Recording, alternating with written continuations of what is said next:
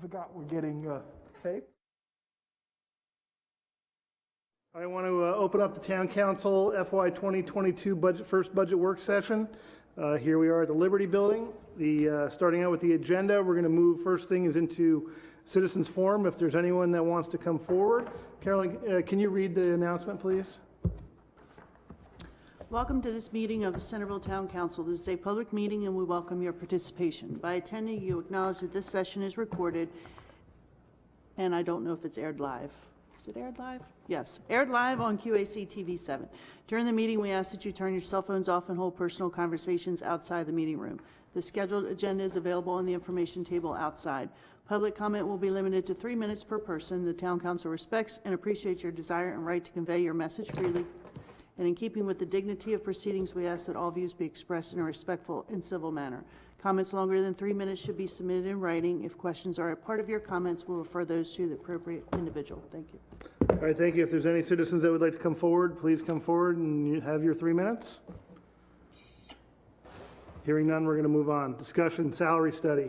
Crystal, I think this is you? Yes. Okay. A salary study comparison was conducted for the Public Works and Administration departments with the town of Centreville, comprised of 12 regional, local, and county government, local level government agencies on Maryland's Eastern Shore in Anne Arundel County. This study is to determine whether the town is offering competitive salaries for the positions within our classification plan. The resources used to conduct this survey are listed on the last sheet of this memo. The obtainable salaries compared are between the years of 2019 to 2021 and are based on starting salaries of the position and not the actual salaries of the employees working in that position. Please note that starting salaries may not be the salary offered when hired. For example, Centreville Police Department hires their officers with no certification and no experience at grade 8, step 5 on our town's salary scale. Within the Department of Public Works, the base salary of a utility worker is grade 3, step 1. However, when listing a range on their salary scale, if the agency does not specifically identify that the starting salary is different from their minimum range, it is unknown to other agencies when conducting a study. Comparison results. So each spreadsheet is organized by department and includes all of the positions outlined on the town's career ladder and are compared based on the level of experience, education, and job requirements. Below are the averages of each entry-level position of the town's departments, and also listed are the lowest and highest starting salaries.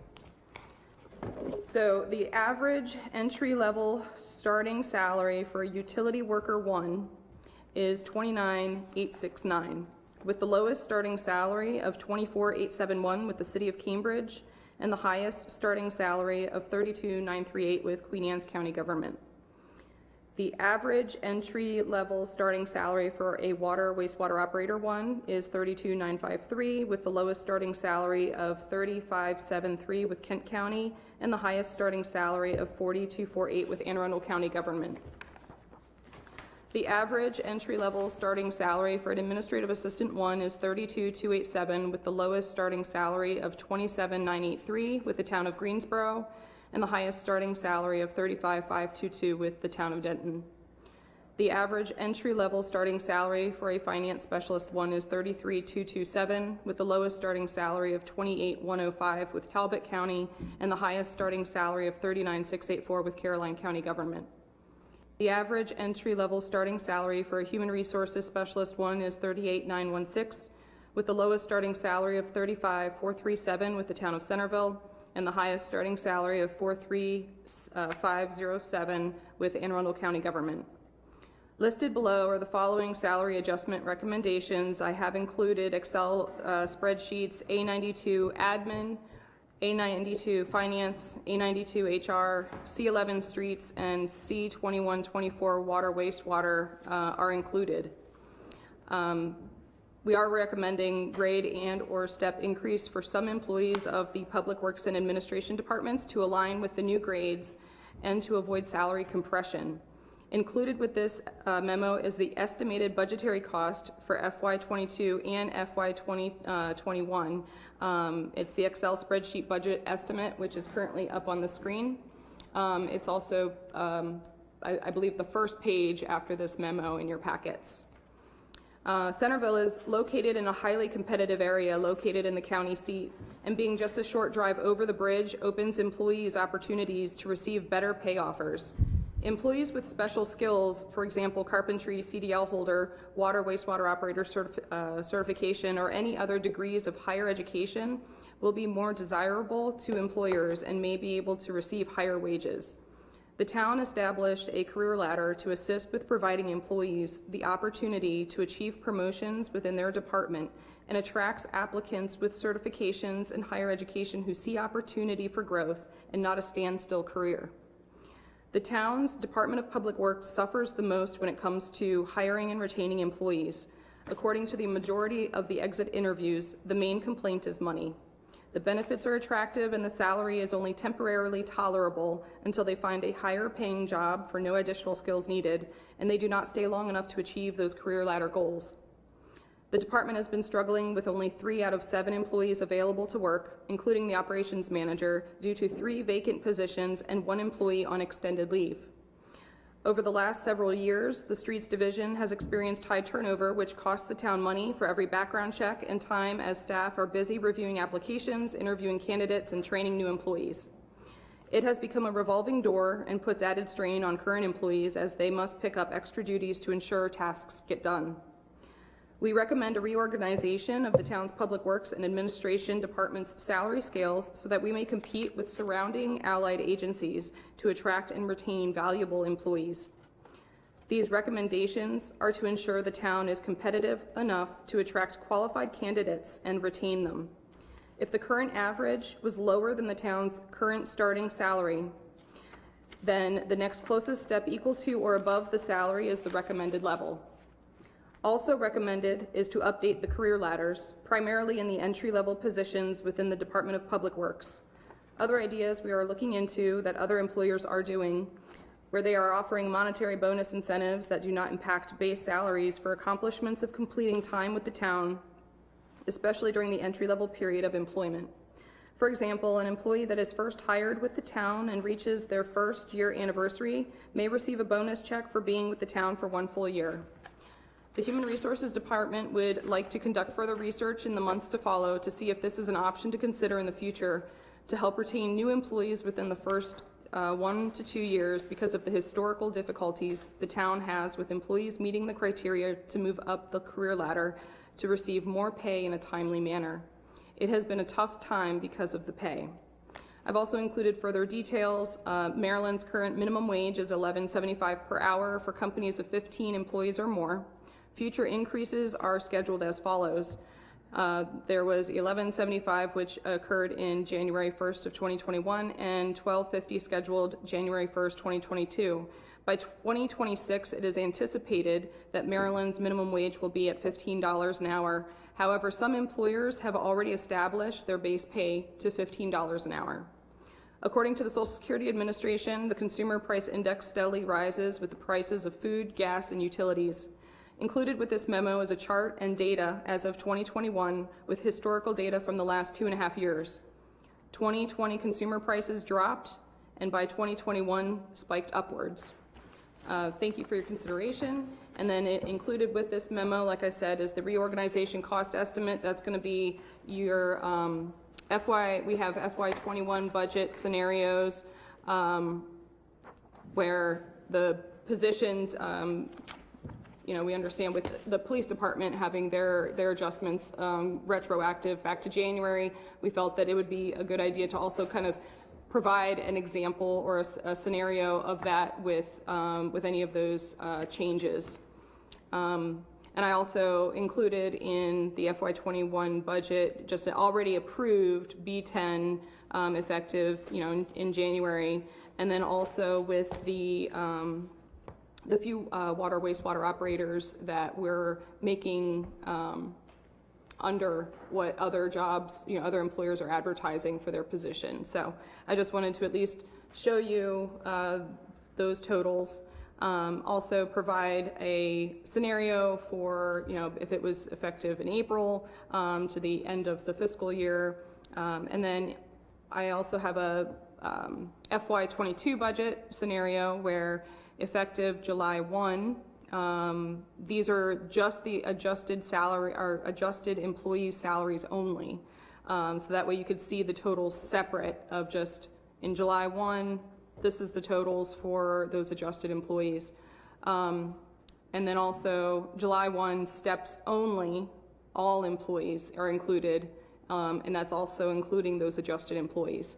So that way you can see the amounts. And then I did put in a third column for FY '22, just combining, both of the July 1 columns. And as we go through, so, I have, like I said, we have all of the departments' charts based on my research, and I do have a, resource sheet at the very last page to just show majority of the places that I'd gone to, and anything I could not locate in any of our Maryland Municipal League compensation survey database or MACO's county compensation survey database. I did reach out to those agencies directly, and they provided me with their classification plan and salary scale. So we have here the administration. The way that we felt that it would be more ideal as far as having that competitiveness, because if I listed what the average was for each of the positions, starting grade, and in order for us to maintain competitiveness, the goal was to stay at least at the average or just a little above for starting employees. So that, you can see in the charts, and each chart is formatted the exact same way. So let me ask you, what are we looking for tonight in terms of decisions? Are you looking for us to say, let's incorporate something into our next iteration of the budget? Right? We're not making any final decisions tonight. Right. But I would say that if we were going to do the FY retroactivity, I would say maybe we should put that on the agenda for next week, and then, put that as one to pass. Does that make sense, Steve? Right, yeah. Just the fact that, it's the first time you're seeing this. Right. I mean, Yeah. we certainly weren't expecting you to, Make a decision or absorb it and anything, make a right. decision tonight. But at some subsequent work session, we would need to know because it affects all the numbers. going Okay. this All right, forward. so do we want to just kind of hold on this, or do you want to, council members, how do you feel about this? I'd like you to walk through this one more time.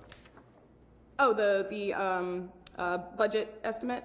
Yeah, So FY 2021, retro effective January 1st.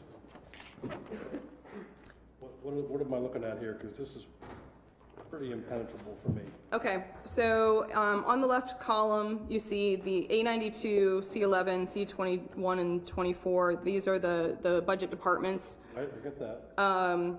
Retro effective January 1 is basically for A92, that's the total of the adjusted employees' salaries for A92 if it were retro back to January 1. Okay. And that's the same with C11. And then the GF total is just the general fund total for those two departments. The EF total for C21, 24, that's the total. I did a subtotal to just show all the departments for that scenario. The second column is already approved B10. Is that the police? Correct. So that's down below. It's the police and the 3 water wastewater operators. So that's the total. You'll see the That's the raise we gave to them just correct not that long in ago. March. Yeah. So that's the total, so that you can see that these were already approved and when their effective dates were. And then the next column is a scenario of if those adjusted employees' salaries were made effective in April. That's how much it would be for the rest of the FY21 budget. And then looking ahead to FY, so I guess my question is, how many people of the 35 that work for Centreville would see their salary increase? All the police, that's already been decided. All the police have already been, well, that was already But that's out of retro. the 35, though. That Correct. includes the 35. Yep. It would be all of the utility workers in the streets department. And what would the average percentage increase be for those? Just roughly. I'd have to look at, Probably varies. I was gonna say, yeah, I'd have to look at I have the chart. Yeah, but no, I think the last one is what you'd be looking at. So if you're looking at percentage, it depends upon which scenario I think you're, If you pick January. I'd have to do like a percentage, yeah, for each scenario. So moving ahead to FY '22, so these would be increases effective July 1st in the regular order of our budget, Correct, column 1 here. yes. Okay. Yeah, the one in that first FY '22 budget is only of the adjusted employee salaries only. The one in the middle is basically if steps were approved for all employees effective July 1, what would that cost with the new adjusted employee salaries? So if I was an employee who had an adjusted salary July 1, my step would still take place. Would I still get a step? Right, so that's the scenario, is that instead of leaving them out, I put everyone in. Sure. And then the very last column is the total of those two columns. Okay, thank you. You're welcome. All right, so do we want to sit on this for a while and then bring it up at that way you can digest it, and if there are specific questions, council members can go to Karen to talk a little bit further, or Steve. Oh, yeah. We good with that? And I guess I've got, the basic question is, we're looking at potentially $90,871. What's the revenue scenario to cover that?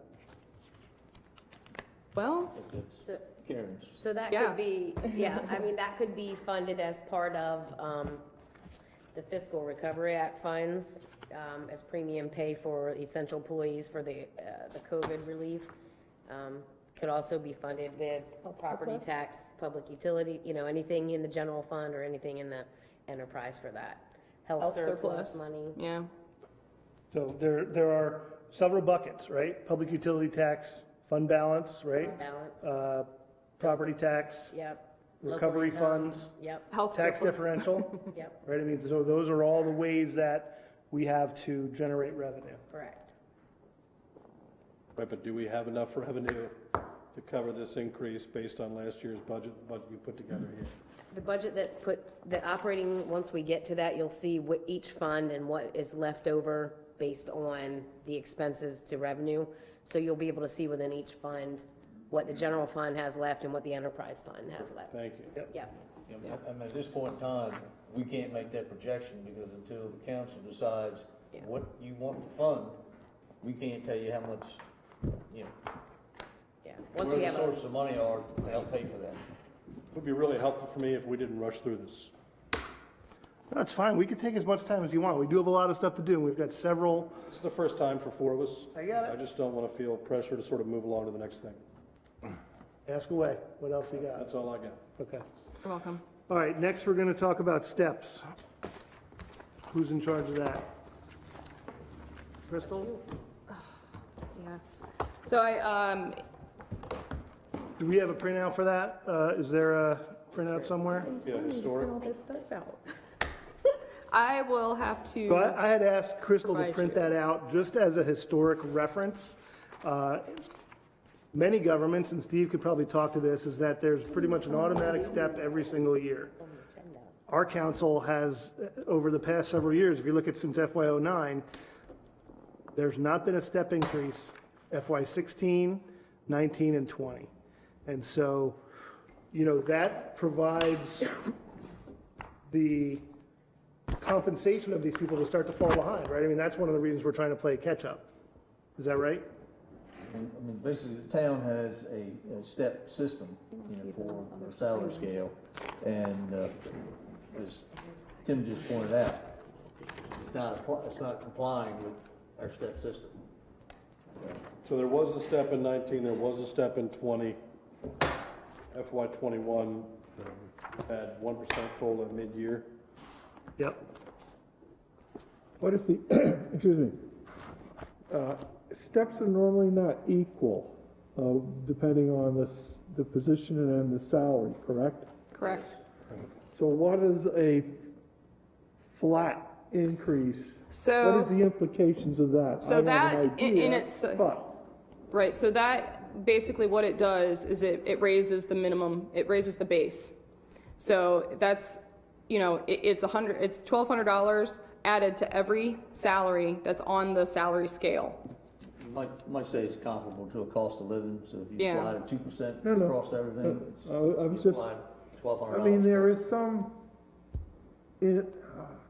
inequity in a little bit. I'm not used to the flat, you know, across the Neither am I, board. so that's why I'm Usually asking. it's a step or COLA, or usually it's a step, and then whether or not a COLA is added in or not, you Yeah, know. yeah, but I've never seen a flat I think the increase. flat was to help with the compression on the lower scale, the lower end, right, the lower end of the salary. Well, I think it was to help the minimum, the minimum, base. right. Right, because, Okay, yeah, Well, the equity would be at the high end of right, the scale, not the low end. right. yeah, but, okay, I'm just, All the various grades, you know, have varying percent Right, increases, yeah. but they're fairly consistent. You know, it may start out, you know, certain levels might be 3% between the steps, you know, 5%, that Yeah. type of thing. It's usually higher But- within the first but 5 over the steps, course and then of the it whole dwindles. Program, you know, it's fairly consistent. But yes, to address what you were just asking, you know, because part of the issue was I guess, not willing to spend the money on steps. So the compromise to that was, let's come Yeah, up. I mean, that look at how was- long that it was goes the- back, right? That was the main premise, not No, I wanting to hear spend you, as much money on and- steps. what I'm assuming is that that action preceded your moving into the position. So some of it was. This is the That action of that the, wasn't my recommendation. the advocates of the staff has always been step and COLA, and the council has decided 'Cause not to do that. No, I understand, Tim, I'm just trying to get what the playing field is, so to speak, so we all understand So, that the unfortunately, difference between a flat raise and a Right. step and a COLA, there is a difference. Yeah. And I'm looking, how do we, so the flat really was, if I'm hearing right, was, that's why we're in the situation we're in now of having to increase our employees' salaries to be competitive. Is that, yeah, that's a fair assumption. I think it was twofold, you know, Okay. one, the main thing was, you know, didn't want to fund the full amount of what the steps would be for all the employees. The backup plan would be, well, one of the options, as you saw in many years prior, was just apply a COLA. Well, when you apply the COLA, yes, 1% on somebody at 30,000 compared to somebody at 40,000, there's where it starts getting a little bit bigger gap. So yes, the flat across the board was the intent to just say, well, everybody at least gets the same. So you're not letting the COLA itself start, you know, affecting some getting more than others.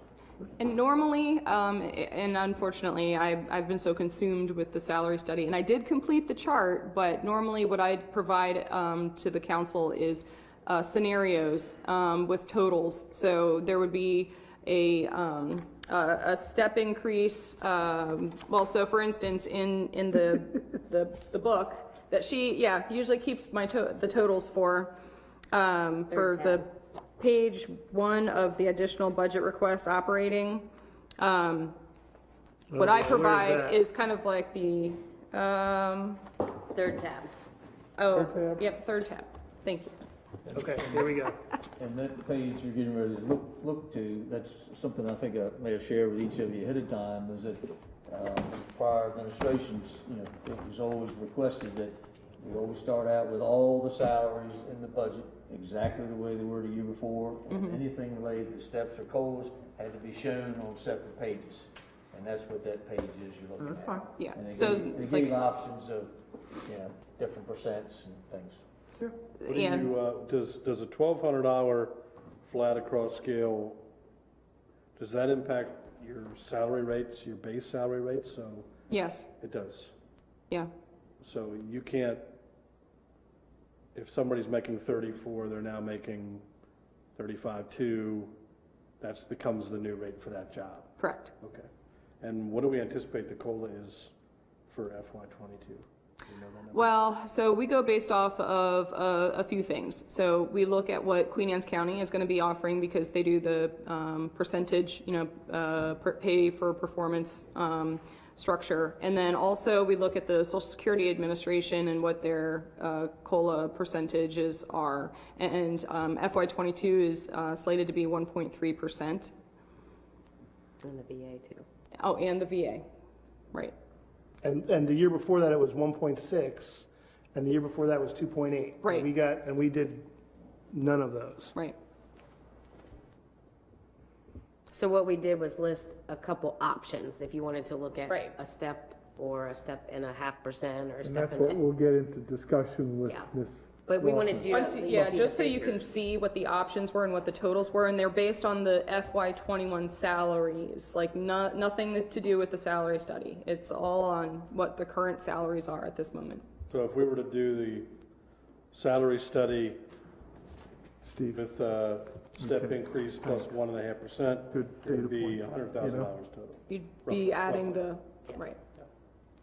Yeah, and actually that's, yeah, so, well, yes and yeah, for the general fund, because we have to remember the enterprise fund amount will be different, like the C2124, so that total, that's on the chart would actually go into the enterprise fund, and, That's on page 5 of the isn't it the second tab? No.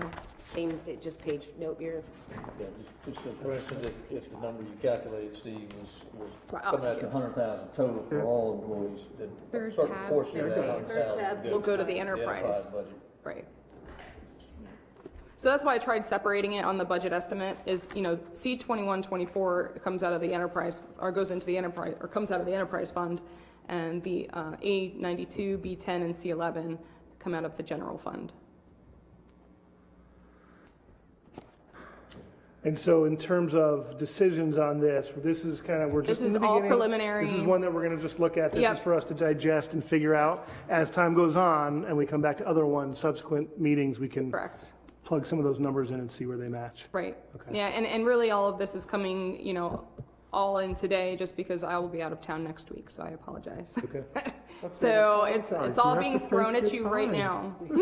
lots of numbers, lots of numbers. All work and no play is not Yeah, good. yeah. No, so I just wanted to make sure that all the council had an opportunity to look at everything. This is all initial information. So this would essentially cover steps and COLAs in terms of our discussion. Do you have other questions? Nope. Okay. Anybody? Nope. All right. Should we move on? Compensation payout? Oh, you have it in there. Oh, that's good. We got you loaded up at the beginning. Oh, So it's on the same sheet, page 1 right. and 5. It's just listed. so a that's little the bit. initial, yeah, so for the general fund, the initial compensatory payout, and this is as of pay period March 15th? Yep. Yep, okay. So that's the amount for the general fund. And there's an amount on page 5 for the enterprise fund, what the estimate, and like I said, this is estimated based on the most current pay period, which was last pay period. And then our next pay period ends this coming Monday. And then I'll just make sure that Karen has updated numbers for the next meeting. And just a note, So I have a So- question mark on mine, is that correct? Is there supposed to be a I question just mark? put your new one in there, didn't I? Oh, did I? It must be behind it. Yes. All right. So, what we're hoping to do is to have enough money, in the budget in FY '21 within each department's overall expenses to fund the liability that currently sits. So the first number you see. Compensatory. 54, liability. 634, Yes. Yes, yep. And then, so, and then 4,073. For enterprise, yeah. and if that's the case, then we would just need to fund, if you guys, first of all, approve the policy, which puts a cap and requires the use of it before June of each year. And so the second number would be like an annual one, based on an average of what people may have at And that. that policy was presented last Thursday. Correct. And for which we then, I don't know if table is the right word, but we moved that to further discussion. Is that Right. correct? Right, Okay. yeah. And so what you have proposed, Crystal, excuse me, is a tightening up of the compensatory. Right, so this is, I mean, pretty much, this is the most you will ever see for a Right. comp payout, you know, because we have never established a cap Right. on the comp time. And so that's something that, with the policy that I created, is to establish a cap. So that way, you're not gonna see this, this large amount And that for payout. 54,000 accumulated Correct. over a Over a number period of of years, years. yes. It isn't a one-year sum. Right, And we never budgeted for it either on an annual basis, right? Right. We knew it was there. never- yes. But we never wanted to actually put it in the budget. right. Another example, just didn't want to fund it, Right. so. So, and I did, you know, I did an average, you know, when we're trying to figure out what the cap was gonna be, so. Okay. All right, other questions on that? Any other discussion? Any other updates on that? I don't know, not for not the comp payout or anything. All right. How about health insurance? So health insurance, Karen and I did a virtual Zoom with Benecon, and, It's in your Tell me that account. table of. oh, I'm sorry. So Benecon is our broker for health insurance, but we also, it's like a health co-op with local government insurance trust. Benecon, It's in tab administers- 4, page 4 to 5, which just shows Crystal's new cost for the year. I'm just trying to get it with you. oh yeah, oh, I'm sorry. No, you're good. Yeah, I lost my page too. Oh, yeah, here it is.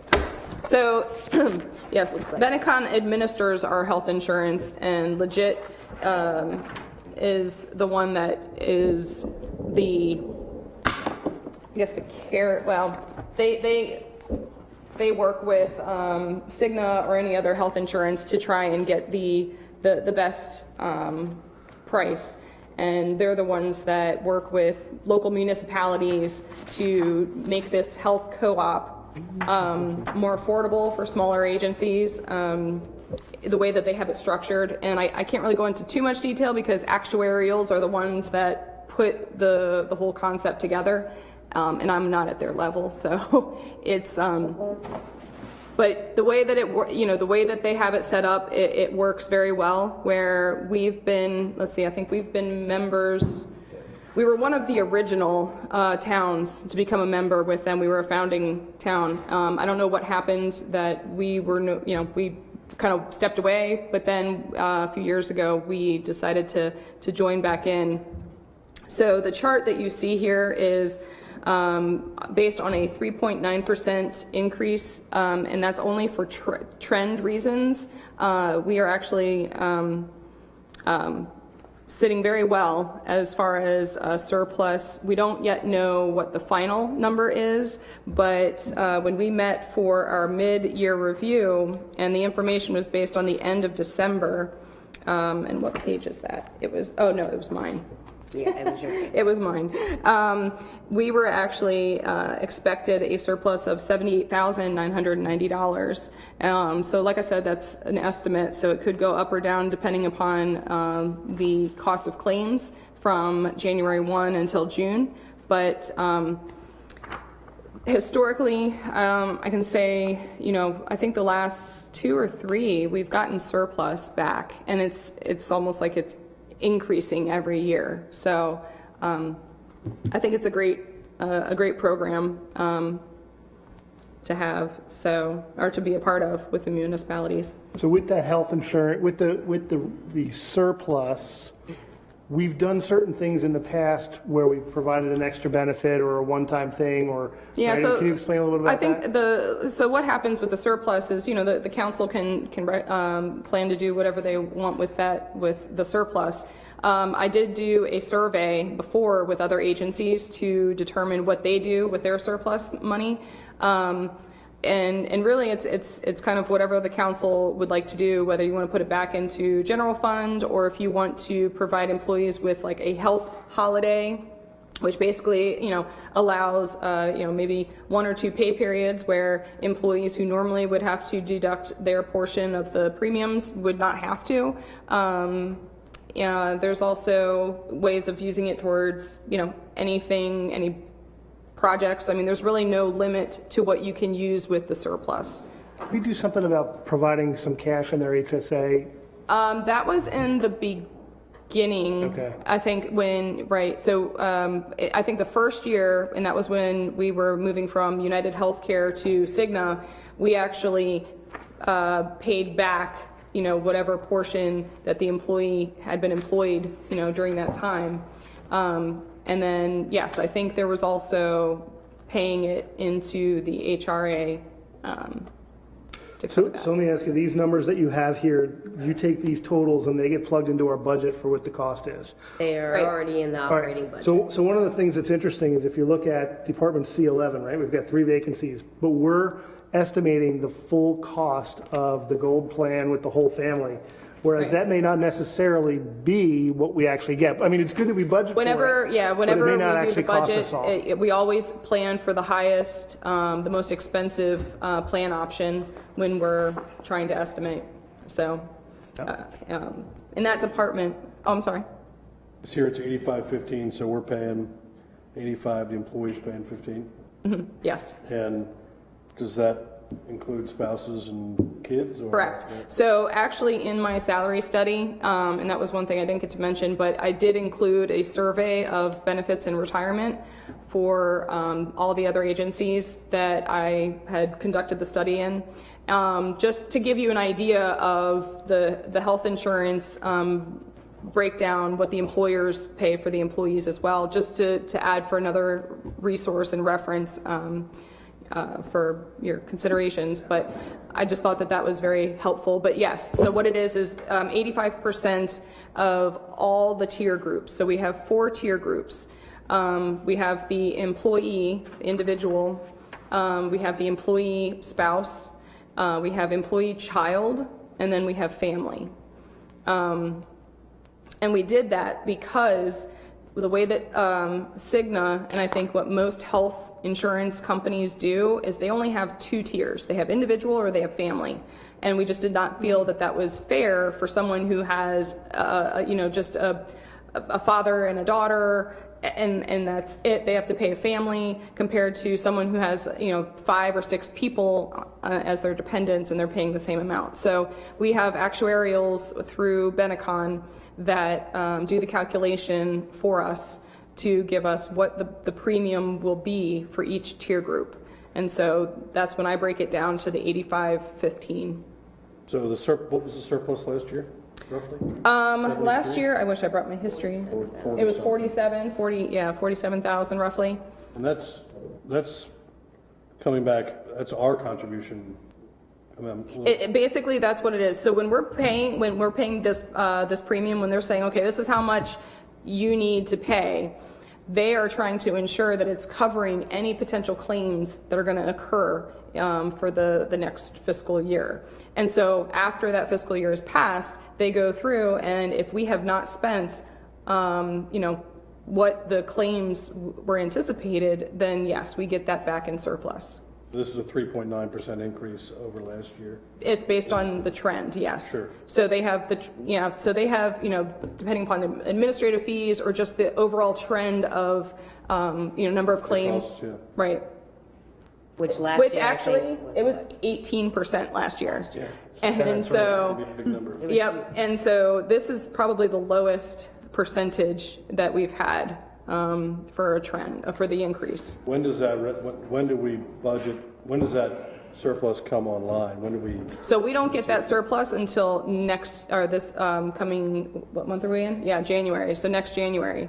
So it's one of those where it's after, we've completed the full, fiscal year, and that's when, get one in January? Yes, That was the 40. that was the 47,000 for last fiscal year. Okay, what do we do with it? it's in the fund balance. Perfect. Yep. Thank you. You're welcome. And I think that's what we created, was a line to make sure that Track we it. can track what comes in for surplus. Legit has been a good partner on this. They have been great. Yeah. They really have, because not only do they handle everything, they also offer training. They've got tons of other things. One of my favorites is, we have access to employment law hotline connections, so that way, and it's a free service that they provide. So, they have online webinars. I mean, they're very resourceful. They also manage our property and liability insurance. So we, Yep. And the health insurance, these numbers you see are already inclusive in the operating budget. So they're already accounted for and not something you have to look for extra. Okay. Any other questions on insurance? All right, end of service payout? All right, so tab 3, pages 1 and 5, which is the same sheets that the steps and the comp payouts are on. So what an end of service payout is we have short and long-term liabilities that sit on the books, and what these are is balances that people have of vacation time, sick time for the few that would get paid out if they were to leave. When somebody leaves, we have no budget that says we're gonna fund the 20,000 we have to give them in their vacation payout and all that. We have no budget for that, so it just hits a salary line. And so one year I was able to, FY19, I think, I was able to have, get the council to budget 1.5% of salary. So what we do is each department's salary, we take 1.5%, 2% of, and we create a budget line for this end of service payout. So if somebody leaves, retires, and they have leave, that is where it would pay out of. It would be something that we budget and not something we would have to find money for. Okay. That name, end of service payout, it should be end of service unused leave, Yeah, okay, vacation? Yep. Strictly vacation. or sick. We do have a couple employees that are not in the I think pension. there's only two employees, but they, it's also based on whatever the policy, so they're capped out at a certain number that they can actually, Retain. get paid out of. Just to add, as far as the vast majority of the employees, they would not get reimbursed for any sick leave because they're part of the state pension system. Right. And the state pension system allows you to accrue that sick leave to go towards your retirement at some Right. future date. So Your time, sick leave doesn't really apply except for, like I said, there's a couple of employees that, Right. aren't contributing into the state pension system. But we've had these, we've had these in our liabilities. Yes. The audit Yeah, they stay has in, these, but we've never accounted for them in the budget. correct. Because we've Except for never one wanted to year. do that. Yep, And then when we have hit it, we've all of a sudden had to come up with a whole bunch of cash. correct. Yeah. One time. One time. FY19. We did put some in What one tab are year. we at? And what, It's a long-term, Third tab, first page. oh, I'm sorry. Sorry. What? Go ahead, you good. Third tab. Third tab, okay, thank you. Page 1 and page 5 of that. Got it. So I just wanted to give you a couple options. If you wanted to put that in the budget for FY22, 1%, 1.5%, and 2% of salary, the figures are listed there for you to see. So Karen, could we, if for some reason we put it in the budget, let's say 2%, which I think is the recommended amount, and we don't pay it out, is there a way we can have it as a revolving so that it grows over time? Because our total liability is considerably higher, right? Absolutely. And that we could get it possibly to a level, and then if we got it to that level, that comfort level, Yes. we don't necessarily have to fund it every year at that Yes. amount. Yep. Our total liability is considerably higher based on what? So our long-term liability is higher based on the vacation time as it sits. I want to say, If everybody left at one time? yes, yeah. So essentially, would that happen? Probably not, but Yeah. you would hope hopefully not. anyway. right? Well, the auditors, when they're looking at the budget, they like to see this and they like to see that we're budgeting for it? Yes, Okay. it kind of helps offset the liability, the long-term liability. I agree with President McCluskey. I mean, the idea that this does carry forward Yes, does have some appeal to me, and maybe, a comp time, sort of a full leave type bank where we're putting money into every year would make some sense. yep. I think it would help when you have somebody with such a huge balance that leaves. You're not scrambling to decide how, where are we gonna fund this out of? You have that fund balance from revolving the funds. And your request would be the 2%? Yes, yep. And so the general fund would be the 36,000, and the enterprise would be, 3,931. my fingers wouldn't get me there fast enough, yeah. So, again, these are the extras, so of these pages, none of these you will see in the operating budget until you give us the go-ahead to put a few in to see how it overall would look. But we wanted to give you some time to digest the different things that were in there. If you give it 2%. What's the delta between your current operating budget and current operating budget revenues? So for the general fund, we're in the 120,000, Yeah. and the enterprise fund, in the $400,000 range. Yeah. Before, anything on this page or any capital. So those aren't inclusive, they're just inclusive of the operating. That's the same pot of money the capital comes out of as well. Yep, yep. Any further questions on end of service? All right. Now we're moving into department budgets. All right, so tab, Ooh, do I get to close this down? yeah. All right, tab, I think it's tab 1, which your first page. All right, let me get to mine. All right, your first page looks like this, just so I make sure we're all Got it. Yep. together. But I can't see All right. that. So this is your first 2 pages of the operating budget, gives you an overall summary of the general fund on page 1 and the enterprise fund on page 2. So everything behind these pages, the 30-some pages after it, are inclusive in these 2 if you just wanted to see an overview. So as of right now, revenue expectation in the general fund is $4.798 million.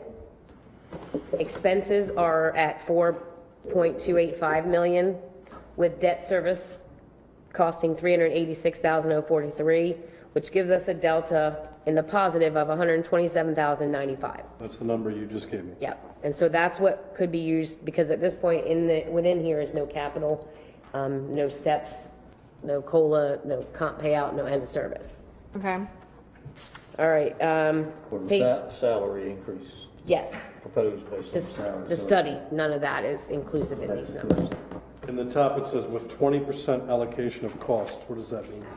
So we have, and a lot of municipalities do, they call it allocation of costs. So we have people that are paid for out of the general fund pot, A92, that work in, like in my office or town hall.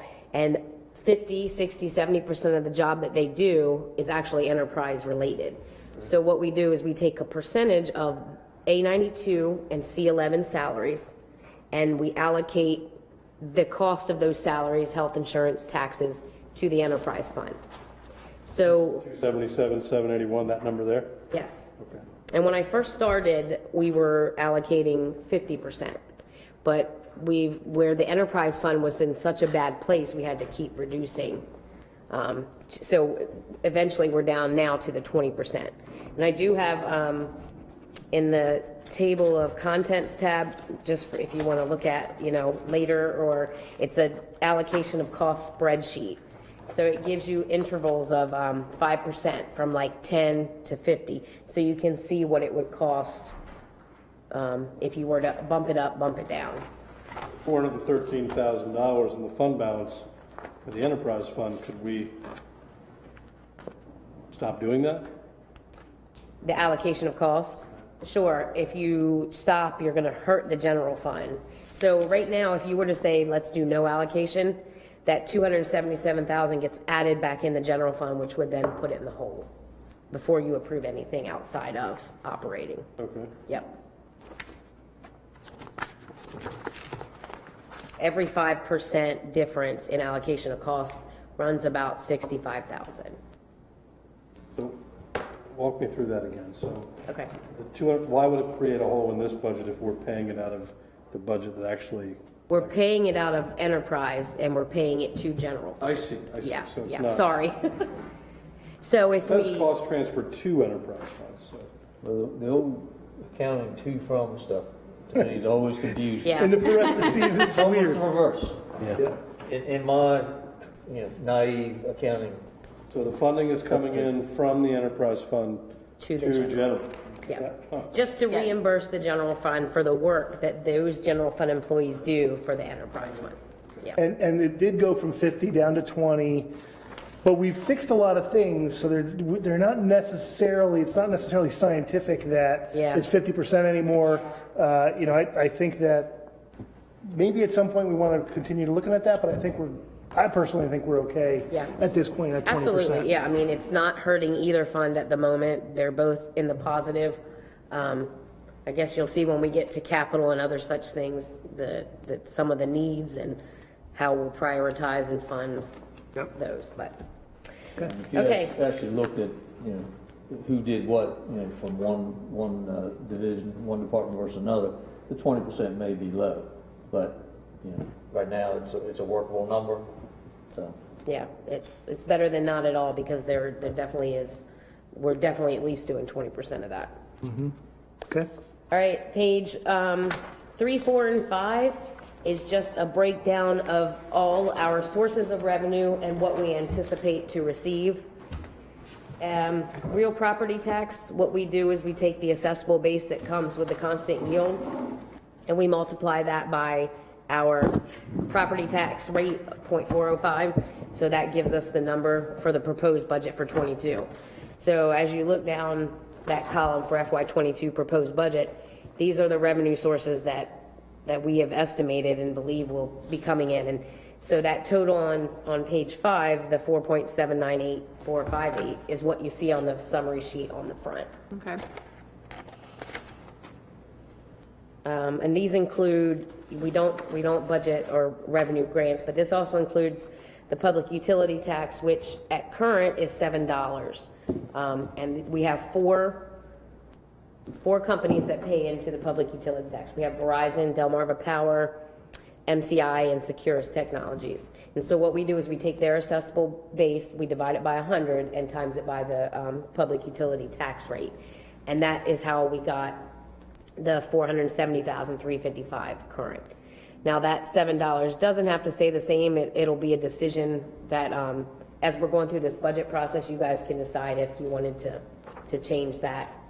But that's a source of revenue that could fund a lot of the things we were talking about before. And probably at one of the future work sessions, I'll do a little kind of conversation on that. And what we did last year with that, correct me if I'm wrong, 75% of it, of the revenue we brought in, went to replace the permanent fund. Yep. And 25% went into the general fund. the general fund. Because we raised it considerably, we wanted to be able to put that money away again, Yeah. long term. Try to build the fund back up. And again, I would say like, this council would need to probably either reaffirm that policy or change that policy. Yes. But I think it's good keep putting that money away. Yeah, absolutely. And is that revenue accounted for in that way in your budget? It's in the general fund, yeah.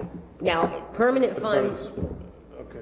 permanent fund isn't listed on these because it's its own separate fund, and that, there's not a revenue for, those specific, but we do account for, like, the ICS money that comes in from the bank and the general, those are accounted for within the general fund. But I think what he's asking though is he's asking that's 470 that we've got coming in.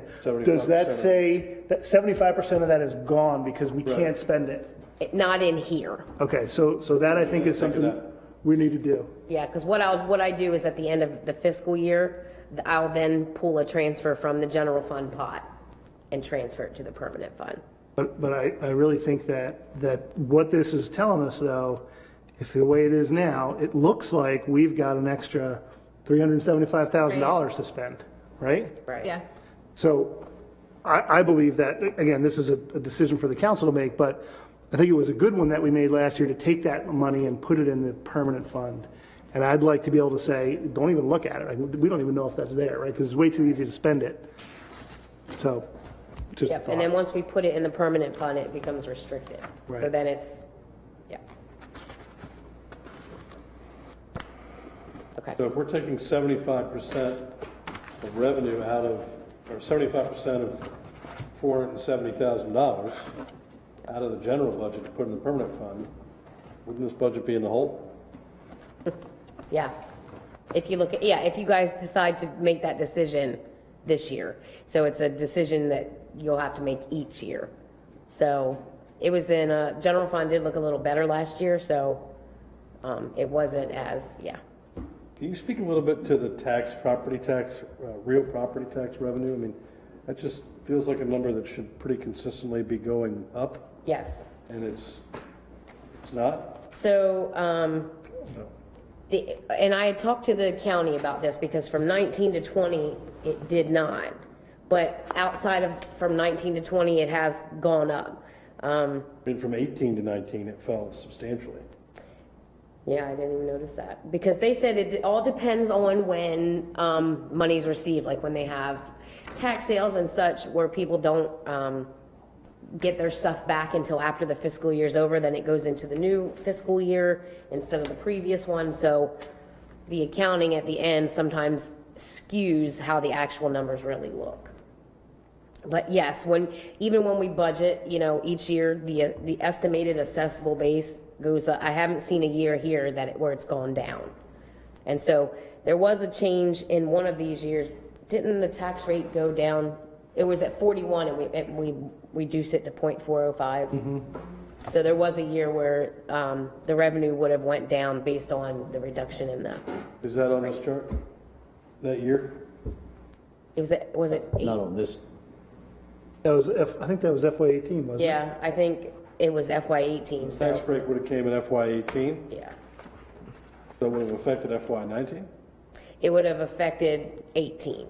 And then 19, then it just continued, 0.40. 2016 to 17 was 41, 2017 to 2018 was 40.5. Okay, so it was 7. So yeah, so then it's not in here. Okay. Yeah. So at this, right now, we're at 0.405. The local income tax, we usually work with the county to see if they are running any sort of increase each fiscal year based on inflation or how sales are. This year, we didn't put in an increase. Well, last I talked to the county, they weren't either. So based on COVID and still the unsurety, I guess, of if things are picking back up, which they do look good now, but we just didn't want to overcompensate. So that's why you don't see a change in the budget from 21 to 22.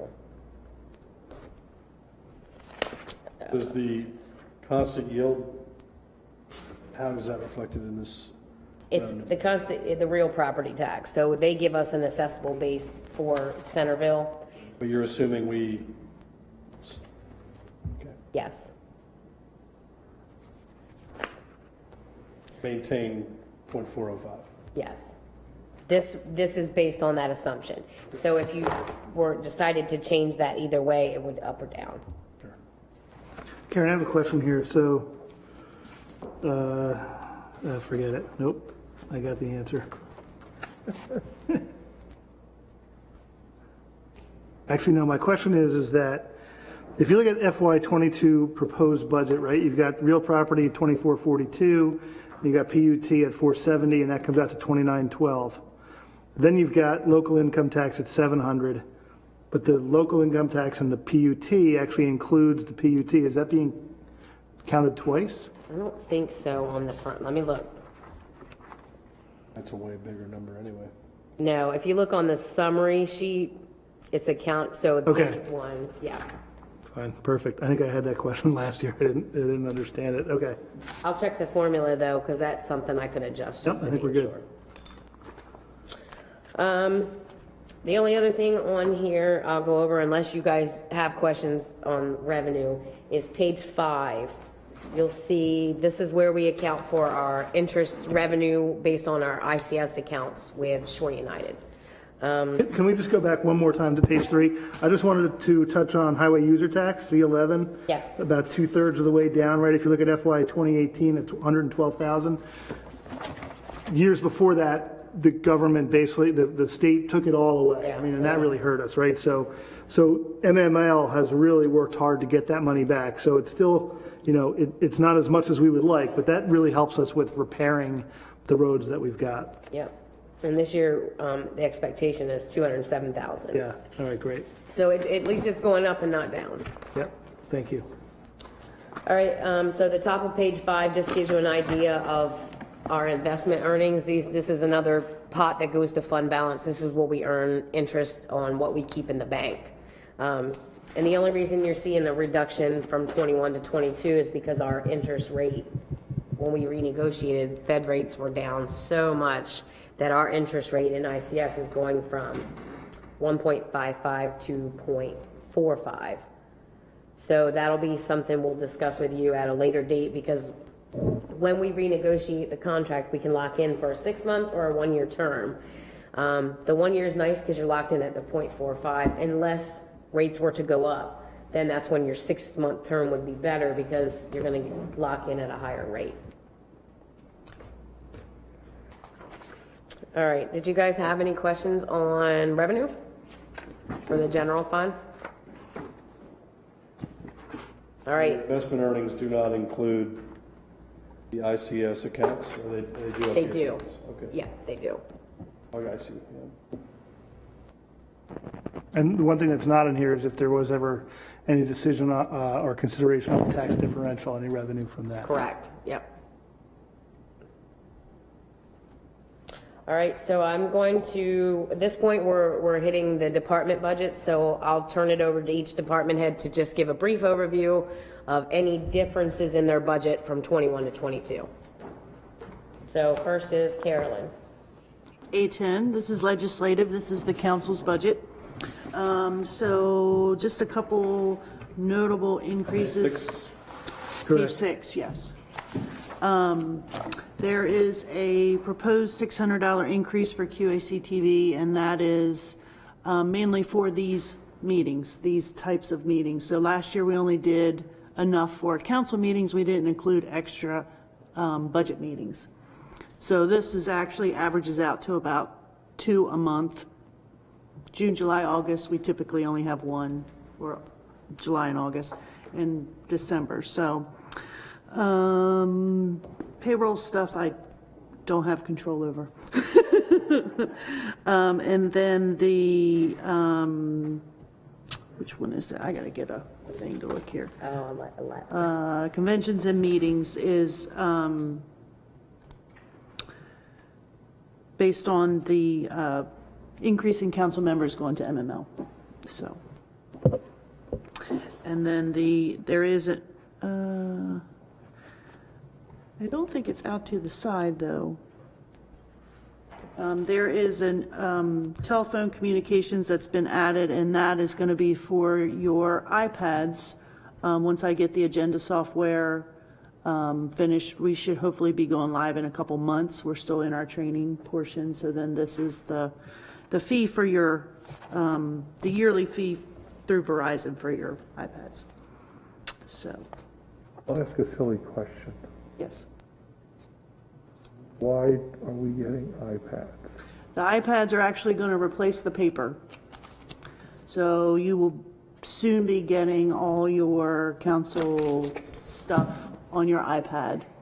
And you'll be able to take notes on it. And we're getting a new agenda software, which is more user-friendly to the public. It's more user-friendly to the council. People can actually submit their information, and they can be emailed when the agenda has been published. Okay, all right. We approved that in the December additional capital Yes, request. yes, I have one other question. yes. Where is website maintenance?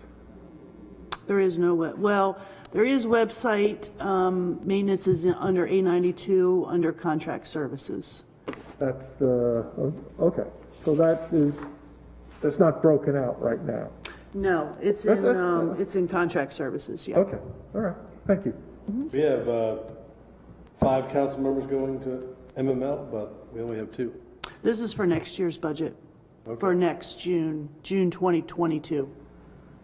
Okay. Just as a side, tomorrow MML does open up. So if there's anyone or any staff, I think, and I fully encourage council members and staff to attend this, right? If there are openings, you can go tomorrow. So I fully support and encourage anyone who has gone before and any new council members, if there's slots open, you should go. And then there's also a virtual that's opening up in July. So Bob and Jeff, they're already registered for the live event. I'm sorry, not live, a virtual event that's opening up in July. I don't know the cost of that off the top of my head. Bob and Jeff are automatically, with their registration for the live event, included with that, but others can register for the virtual event in July if anyone's interested. Okay. So, any other questions on A10?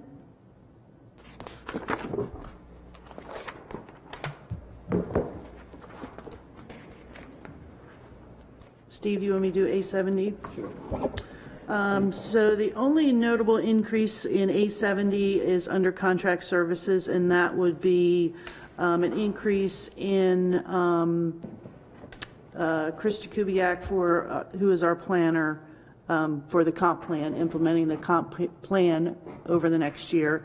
And then That's supposed to be done by December 31st? I don't know the date of that. I thought, I saw something that the comp plan would be complete by, That might have been the county's comp plan might be complete by December. okay. But not, I don't know that ours will be. I thought I saw ours was going to be at the same time. I think Chris is anticipating that maybe the That's town what- will be yeah. done, Right. by the end of the year. You bring up planner. Steve, you mentioned you wanted to get somebody on contract for planning? So Chris. the next part of this increase under contract services is a part-time code enforcement Okay. officer. Okay. So 600 hours. Can I ask a question real quick? You might probably went over it. These numbers, this new budget, proposed budget, that's included, right? So these increases have been included in the cover And page. those 2 summary sheets. So yeah, the fund balance that is left is inclusive of all these that you're seeing within here. Got it. Okay. $50 an hour for code enforcement? Is that? Okay, excuse me. If you're gonna have somebody to do code enforcement, that's not somebody you're gonna pull off the street. Okay, he's a contractor. You understand the cost that a contractor is, okay? They have their salary, they have all that builds up their costs, correct, Steve? I mean, you, as a lobbyist, you might make, I'll say $50 an hour, but your company bills you at 100, correct? I'm just saying. I understand what you're saying. So, as a planner, this guy has to know his stuff, is that right, correct? Not a planner, it's a code enforcer. Yeah, code enforcer, okay. He better know his stuff, is what I'm saying. And if we put out an RFP, that's gonna be skill set we want will be in that RFP to get a contract planner. Right. I mean, code enforcer, excuse me. I don't know why that's stuck in my mind, but. If council were to approve it, we really don't know the exact number per Right. hour until Right. we do a solicitation. Right. Are there people around that provide that service? There are some, yes, it's few and far between. That's been part of the problem. Okay. I appreciate seeing this in there. Yeah, I think code enforcement's pretty important stuff. Yeah.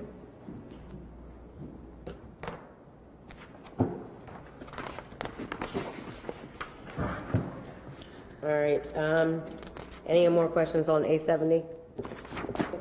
Kip, you're up, A81. You might want to just stay up here when. All right, so this is, municipal buildings fund.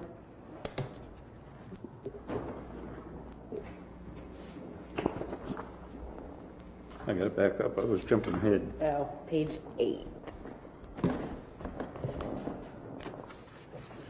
You go back up. It's right here. Okay. You see the property taxes come up $1,000 for whatever reason. Based on the valuation increase in the municipal buildings. The only other thing notable is the $7,000 more for maintenance repair. It's an old building. We seem to, you can look back through the past trends from the other years. The maintenance is just taking its toll. I mean, the age of the building and the age of the equipment in there. this is This town is, hall. no, this is the building right next door. Oh, 105 This side, yeah. North Liberty here. Whichever direction you go in. Yeah, I'm pointing the wrong way, sorry. What's the revenue generated from that building from rental? So if you, Way more than this number. yeah, it's like, Yes. it's close to 100,000 100,000. is what it's budgeted. 159,000 or something like that? Right. What it was. A little over 100. Yeah. Yep. And the other part is that there's no more debt service on this one. Correct. Yep. Yep, we made our, we reduced our debt by paying off the $800-some thousand loan. So that saves $48,000 a year. Just for a little point of clarification, I mean, it's called, under the A81, municipal buildings. Traditionally, over the years, we've not really put every building in this particular account. It's just when this building came into play, we thought this is just an appropriate place to put it. But anything related to town hall or public works buildings, they're not in this particular account. We're paying property taxes on these properties? To whom? The county. And to ourselves. Yeah. And so we, like on the wharf building, we do get a partial exemption based on the fact that some of our own workers work in the building. So since that has no government in it, that's why we get the full valuation. I noticed on the sign, they have space available for rent. Who manages that? Kendall, There's Kendall. Kendall Property. Okay. Yep. They've done an excellent job for us. No, I'm asking, Yep. it is all new. Yeah, and they do very good keeping the units full. If somebody moves out for whatever reason, it's not vacant very long before they have somebody else. So is it a mixed commercial and residential, or? There, yes, because there are 3 units that can be used for business, office, that type of thing. The rest of them, out of the total of 11, is residential. Residential. I mean, it just goes to show the need for apartments in town, that they're always full. And they're never, vacant for very long if there are. Right. So is that, I'm gonna throw stuff out. Is that where we might encourage a developer? That's gonna be the parking lot, eventually for, the extra parking that we're gonna need. I mean, the purpose of buying that building was when the new courthouse went in Yeah, I know, okay. to ensure that the town's gonna have adequate parking at some point for Right. when it's needed. No, that's okay. I'm just, got it. Thank you. All right, next is A92, so back to Carolyn for a Back to minute. me. So this is the administrative budget, and the proposed increases are, the first one is 4th of July. We took it out last year because we didn't have the 4th of July, so we're requesting it to be put back in at 5,000, which is what the budget has typically been in the past. You'll see in FY18 and FY19, the expenses were more than the $5,000 budget. We do get donations towards our fireworks event, so. The rest of that, I don't, Contract services isn't the next one. yeah, the next one. So on page 2, is that page 2? Or, no, I'm sorry. 10. 10, mine's messed up. Yours, yeah.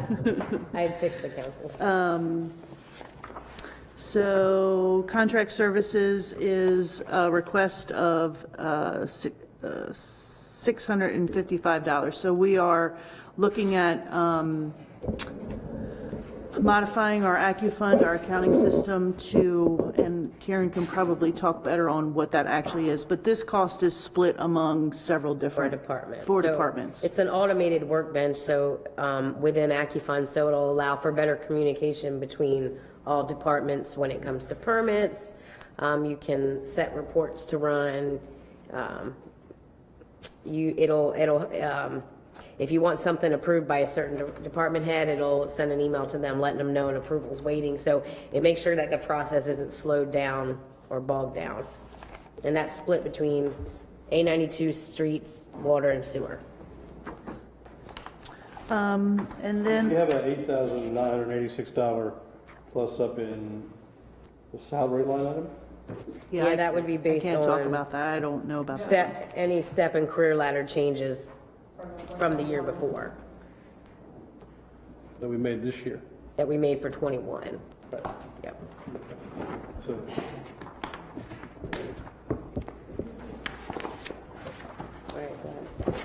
Economic development. So the next one is economic development, and the page, it's going to be page 12, right? Yes. Karen? Yep. Breaks out the economic development. So we are requesting, which we have in the past, when we did have an economic development manager, but maybe not as active as what we have now, I guess I could say, maybe.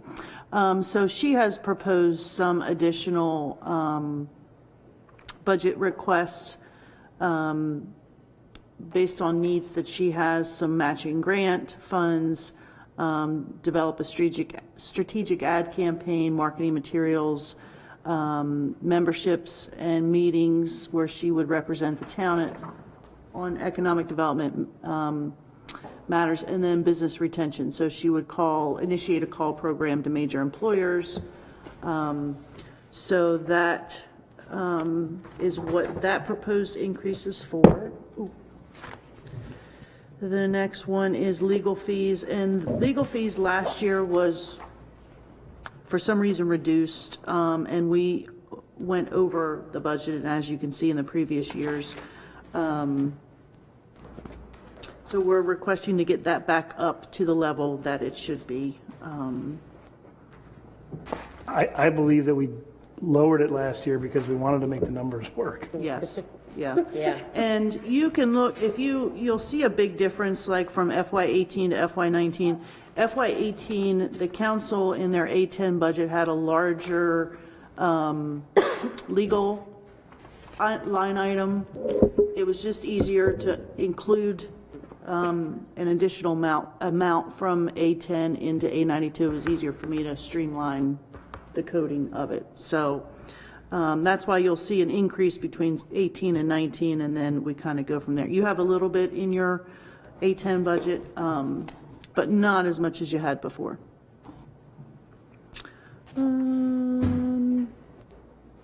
I think that, is that it? The conventions and lodging, just for the cost of MML, increased slightly. Oh, the 60 and, yeah, 60 and $100, so, for MML.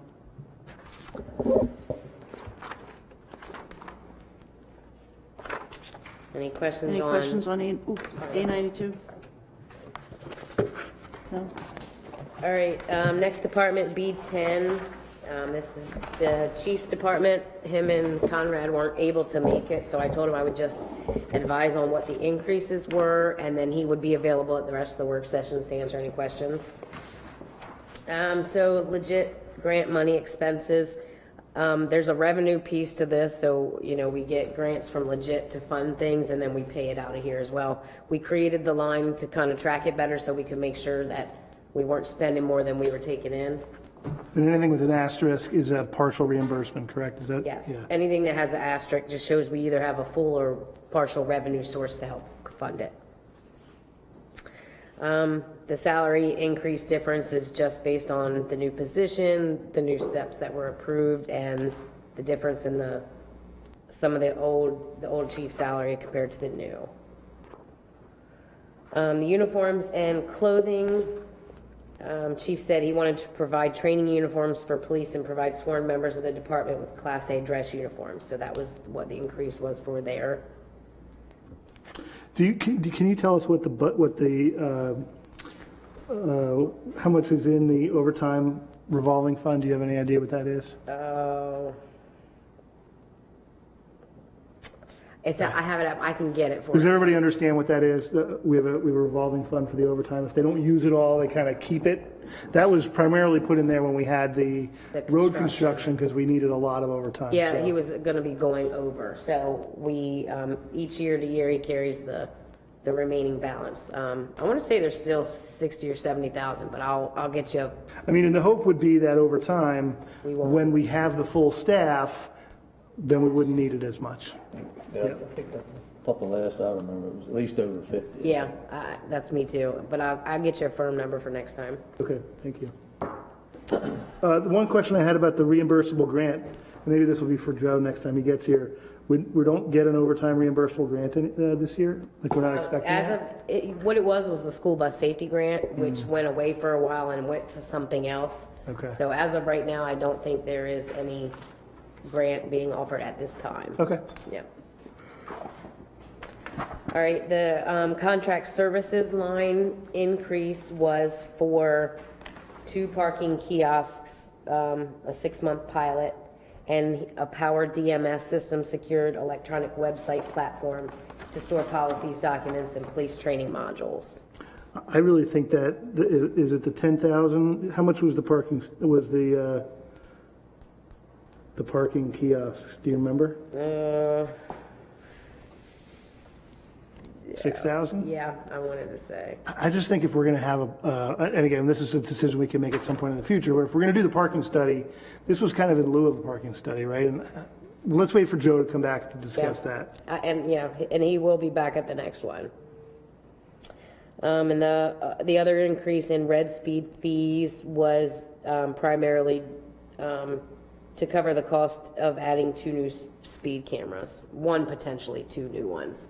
So although the expenses would increase, the revenue would as well. Did you account for 2 new cameras in your revenue on the others? Chief, the revenue that's in, let me look.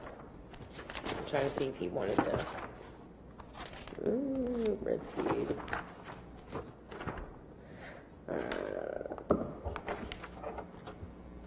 All right, so he went from 40 to 50,000 in his budget for revenue for the red speed camera. All right, and that's it for B10 unless you have any questions. All right, B22 is the volunteer fire department. It's the 45,000 we give them every year. Hasn't changed, nothing increased, so. That pay Jeff's salary? Yeah, a bunch of zeros. All right, page 16, we'll start C11 with the streets department, so I'll turn it back over to Kip. Okay. You'll see street light has increased a little bit this year. We don't have a control over that. That's a Delmarva Power pricing thing. The only way we could change that if we went in and had them put in low electric bulbs, and that'd be a huge upfront cost, right? And but then, Well, it's actually, if we have them, they have a program where we can do 20 of them a year. They'll come out and they'll take down the high pressure sodiums that they have and they'll put up LED lights, and there's a decrease in the monthly rent that they charge for that. We're actually in the midst of working on that and getting them the first 20 to be done. That's great. Hopefully they'll be done before June. They have like a 6-week lag time from the time we get That's them. great. Where Thank is you. that happening? I'm sorry? Where is that happening? Right now, I've picked Chesterfield Avenue through Water Street. We're not going to get all the way to Water Street, but that's the first street we're going to start with, just for the fact that doing 20 a year, if we can just make a beeline from one street straight through town, you know, when we get that one caught, we'll move to another We street. got a lot of lights. Yes, a lot of lights. So, one thing that you'll see that went down was the line for the salaries. We actually reduced it for 22, but that 36,779 we actually reinserted on the next page into contract employees for extra help. I think that's what we call it. Temp employees. Temp employees, I'm sorry. So, that's what that amounts to. There's a section there that Karen would have to answer about the, I'm sorry, and Crystal, about how we came about with the career development, pension, health insurance, and all that. So, on the next page, page 2, I got your explanations on the next page. okay.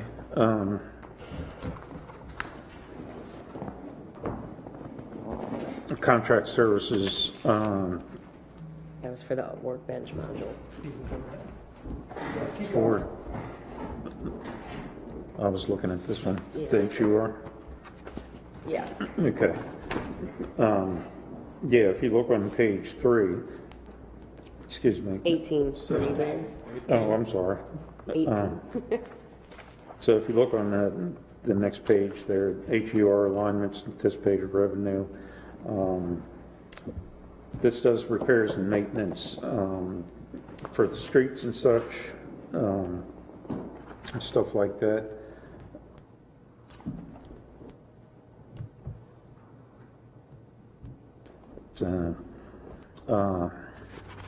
Gas, oil, and vehicles was the next one,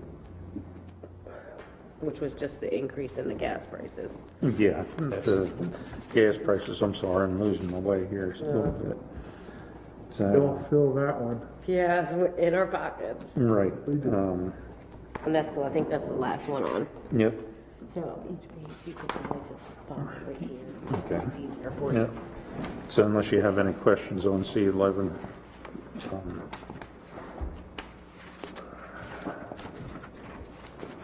All right, so next is C22, waste removal.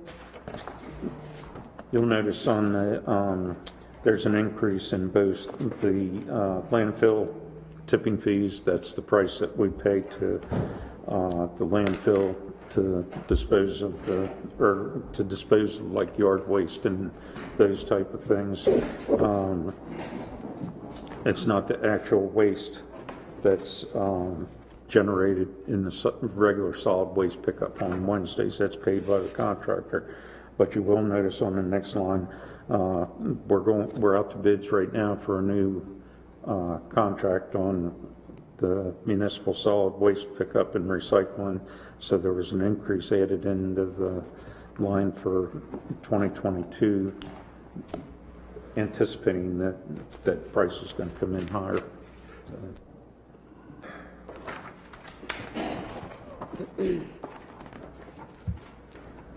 D10 Parks, The street decorations, we need to upgrade some of the Christmas lights and such, that kind of stuff, so we're asking for a little bit more, we're putting a little bit more in that. Contract services, just incremental increase with it. Landscaping, takes care of the porta pots, those kind of things. And also down at the wharf, there's always there additional be, stuff that we have to pick up. A grant or mini grant from the Legacy Foundation for street decorations. They did some upgrades this past Christmas, I thought. Nothing that came to us other than like the Christmas decorations that they put on the tree and stuff, but that doesn't show up in here. They actually bought the decorations. I've been told that they want to give us some money to improve the stars. And Place all the stars. They Take think, it. I know we will. I'm just saying that has been, I'll say a little bird told me. right, but Okay, I know you can't budget it, but I just wanted to make, that is kind of a mini grant donation. So that could be, we could be looking at that, is all I'm saying. Yep. So, 10,000 additional for frag yes. eradication? Where is that gonna be happening, Millstream and Wharf? It's going to be at the wharf. Part of the thing was, since the county worked with us on getting the Corsica dredged and everything, and they also dredged our boat slips and stuff, part of the deal with that was that we had to definitely step up and do a firm fragmitis program to try and reduce it. So We did some of that this year too, right? I remember this came up at a meeting, we maybe in January? we haven't done anything yet, but just because actually next week the machine's supposed to be here to cut it all. You cut it all off in over the winter months, hopefully when it's cold enough to freeze the marsh, but that doesn't happen anymore. So it takes a special piece of equipment, but it also requires the follow-up where you spray it late in the season and everything. So that money is to cover the added cost for that. It's a multi-year project. I mean, you got to keep it going. With the amount of frag that we have around our property, it'll be an ongoing project. It'll never be done. And so when we redid the wharf, the living shoreline, we got rid of all that, and we just never spent the money again to fix it, and now it's totally Because crazy. it's coming back there. Yeah, it's, we've also, going to try and do some reduction in it that's down at the end of Corsica Street. We have a large area of it there where that outlook is. So, Okay. yeah.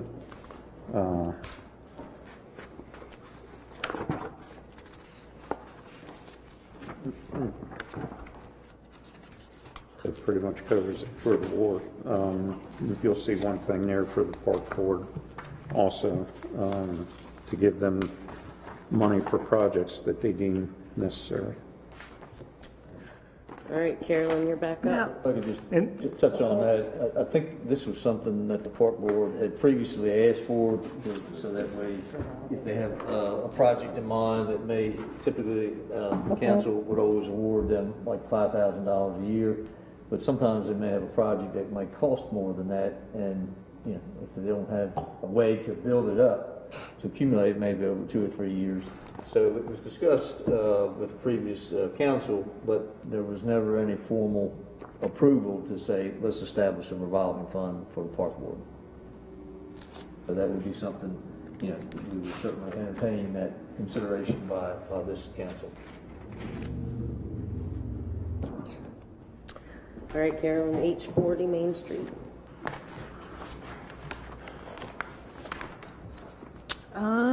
There are no changes requested on this.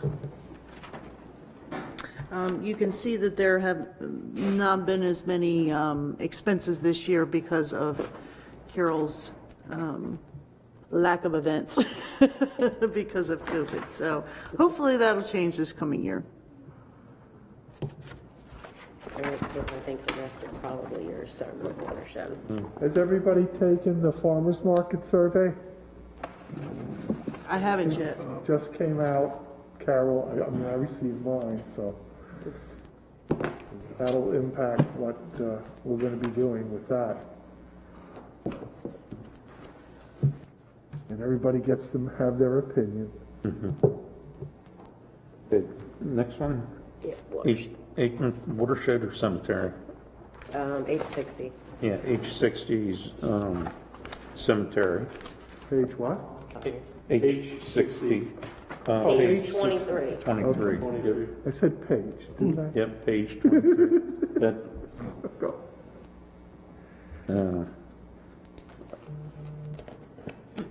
Just one increase on operating supplies. yeah, operating supplies were an increase. We removed the heat budget. Yeah, we got rid of the heat there because we winterized the building now. There's no need for heat in there when nobody's actually working there or anything.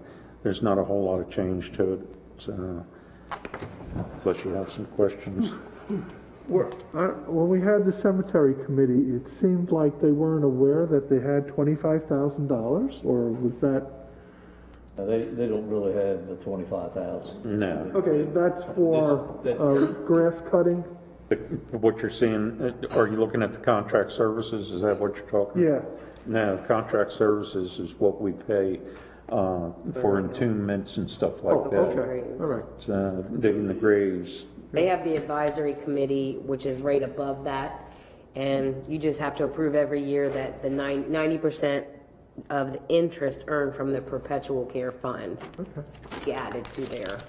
That's the money that we refer to that is sort of their pool of money to kind of work with. Right, so they can maybe possibly have minor improvements, is that what I'm hearing? Yep. And is their fund a revolving fund too? Or is it, You they can- want that one to be, right? They would, yeah, Okay, so them and the Parks Board are the two ones that want to do new ones, okay. yes. All right, that's good.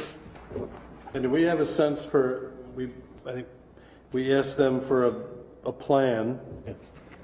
Is that forthcoming? I mean, do we know anything about, we asked for a 3 and 5 and 10-year plan? It's in the 5-year capital improvement plan that we have. Okay, it's in the capital budget. Yeah. Okay. So next is H90, that's the watershed. No change. Yeah, there's no changes there, but if you have any questions, let me know. Okay. All right, so next would be water and sewer revenue budget. And so, these do account for the 25% water and sewer increase that was approved in prior year.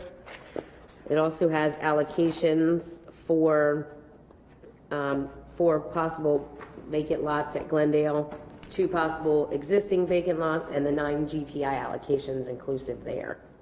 So this enterprise summary sheet that's at the very beginning, this is inclusive of the revenue. Any revenue questions for me? All right, back to you. Next, you'll see the sewer expense budget, page 27. Sorry.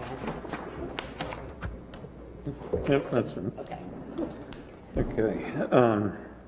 Going through, if you have any specific questions or anything, let me know. The third page has your, that's it for your increases. Okay. 30. Page 8 or 2, contract services, a 45,000 increase. Brought back in there. Oh, that's the sludge removal. Has your, Yeah, let me catch up with you, Tim. all right, so you talking about contract services? Yeah, there's, 45,000 increase. Yeah, I just noticed, that's the double asterisk, that's sludge removal. that's for the annual sludge removal. We have to go back out to contract again. We had a 5-year contract with the previous contractor. We know that price is gonna increase. But it also, there's other things that fall under contract services, which include the contract lab that we use to do all the water, and in this case, the wastewater testing, those kind of things. So there's a number of things that fall into this particular category, but a lot of it just happens to be that it's price increases. We do in-house testing, correct? We do Or our, just we do our water? daily process tests every day, 7 days a Water. week. But the permit required sampling that we do, Yes. we send that out to a contract lab because we don't have the staff or the funding available to make our lab a state certified lab. Okay, so we have a deficiency of in-house testing. I'm not gonna call it a deficiency Okay, because, that was a word I just chose. well, I'll put it this way. When it comes to compliance sampling and testing, Right, by having a contract lab do it, there is no question that the numbers were altered from what they should have been. And there's very few water and wastewater systems in the state that have their own lab to do okay. their compliance sampling. Some of it's for that same reason. Others is the expense that it would take to add the personnel and to add a full-blown state certified lab Okay. to do that on top of it. It just, There's also a certain health and safety issue with waste. Could be, I mean, that makes that, if we had our own people having to do that. our own people are taking care of the sewage, if you'll say, call it, to begin with. So that's not, Oh, okay. it's not that issue. It's mainly the extra personnel that it would take, because you'd probably be looking at 2 more personnel for the water and wastewater system at a, that would have to be state certified for the laboratory. I'm just trying to understand about staffing. Mm-hmm. It's something that Steve and I, Walls and I have talked about. Right. So, And, I'm just asking, thank you. Yeah, so it's very few number of systems that have, All right, do all their compliance sampling. good, thank you. Where are we now? C24? Yeah, we can move forward to that unless you have any other questions. We're gonna increase the water meters, get those rolling. Yeah, that's,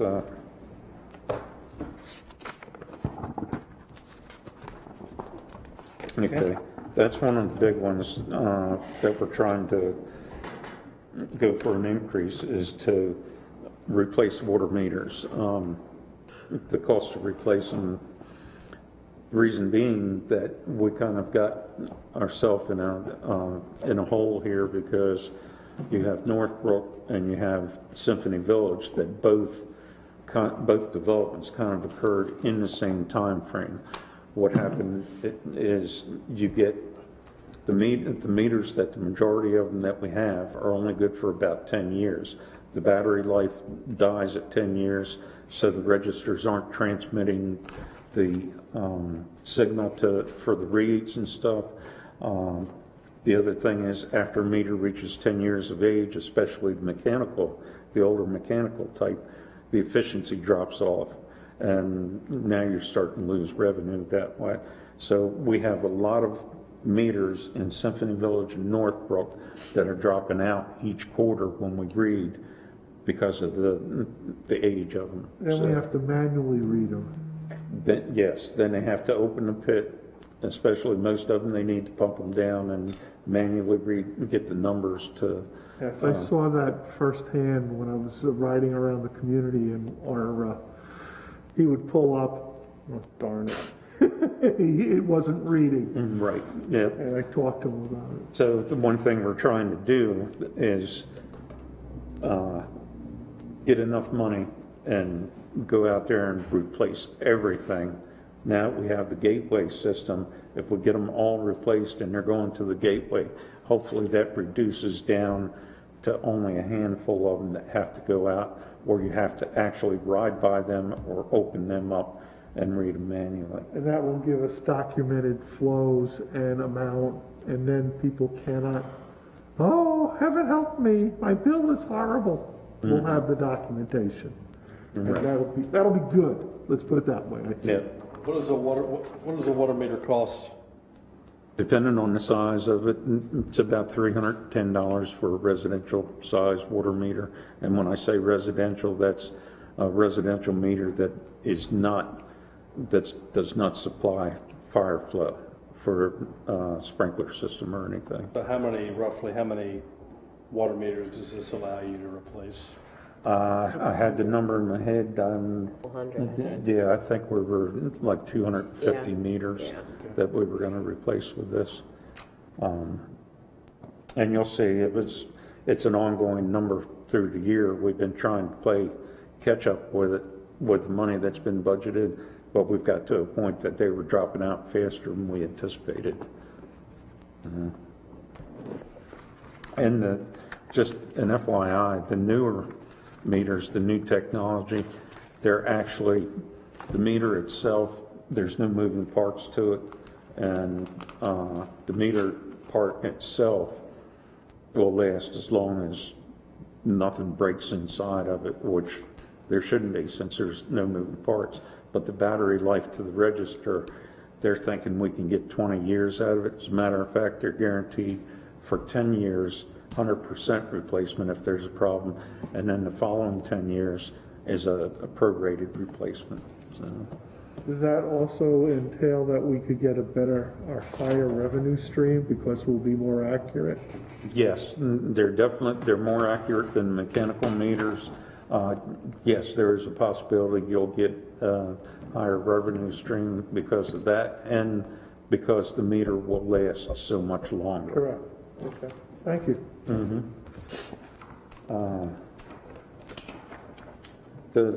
Another cost, we talked about the contract services and everything, so, and of course, also included in that is that automated workbench module for the computer system.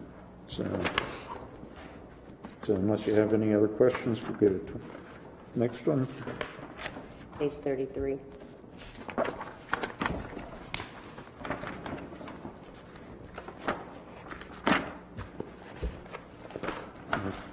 C-25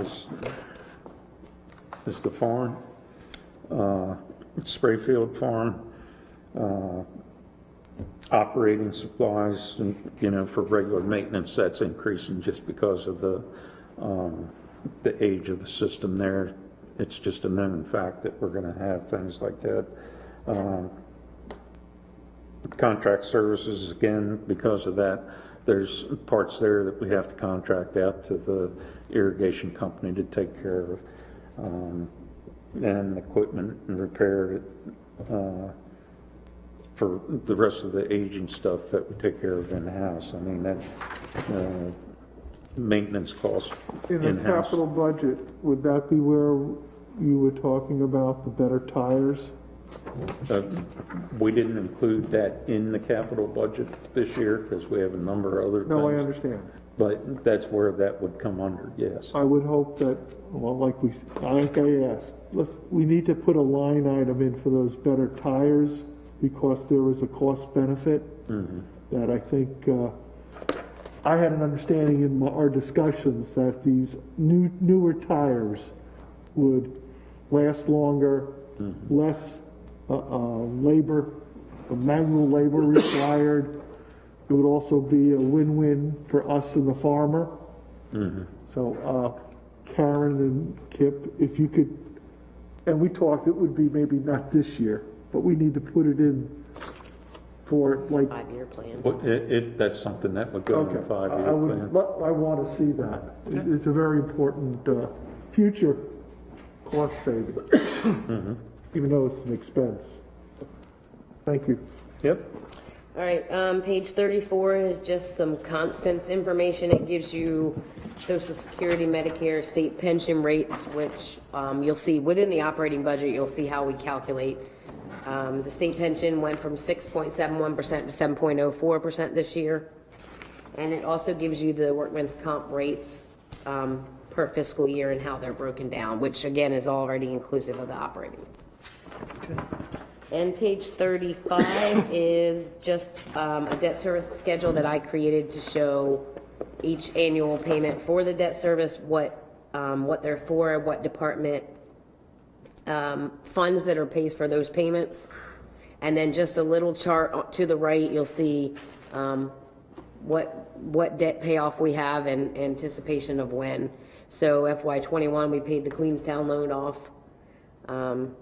And the FY27 would be the soonest we could pay like the 10-year 2017 bond off. We're in, our bonds have 10 and 11-year lockout periods, so the next debt that we have that we could pay off if we wanted to would be in 2023. What's the total, where on here is the total debt liability of the town? This is just the annual, so I can get you the debt liability sheet. That would give you the full, I think we are right about 17 million. Should be less than that, we paid off. The Queenstown, I think we were at 18, and I'll check my updated sheet, but I'll get you. So we're paying, just to make sure I understand this clearly, $74,000 in interest on 2016 bond? Correct. And our interest rates with CDA are really low, under 2%. Just based on a $4 million debt service. So the 74,000 is reflective of a $4 million loan. Yeah.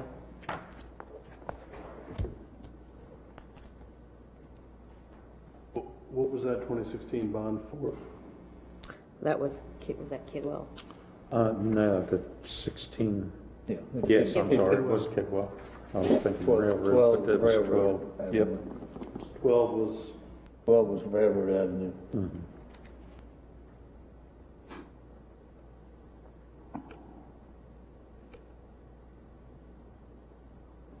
we know what 17 was it?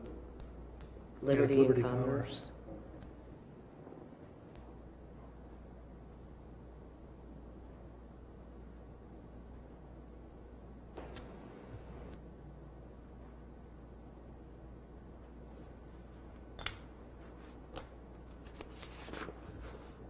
Any other questions?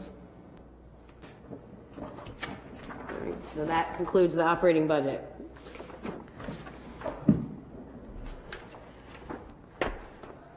All right, so the 5-year capital, is that what we're gonna do next, is 5-year cap? So let's just take a break here for a second. It's almost 8 o'clock. I think we got a good roll going. I'd like to keep going if everybody's good with that. Let's try to get through as much as we can, much more as we can. All right. Yeah? All right. All right, so, I think on the 5-year capital budget, just to. it's just a Sort of FYI. gloss over that. I think the main thing that we just want to share with all the council on that is, as we've discussed before, there's is a little bit of a pent-up demand, from some projects that have been deferred. So you'll see, column that's in yellow highlight is, what's some of the projects that's proposed, for the FY22 that would be part of your deliberations. And then what you may see is in the subsequent, fiscal year 23 or maybe even 24, you'll still see a fair number of projects and costs, just because you can't just keep spreading those out over more 4 or 5 year periods. So that's probably all really on that, because you're really be delving into more detail when you get to the FY22 section of the capital.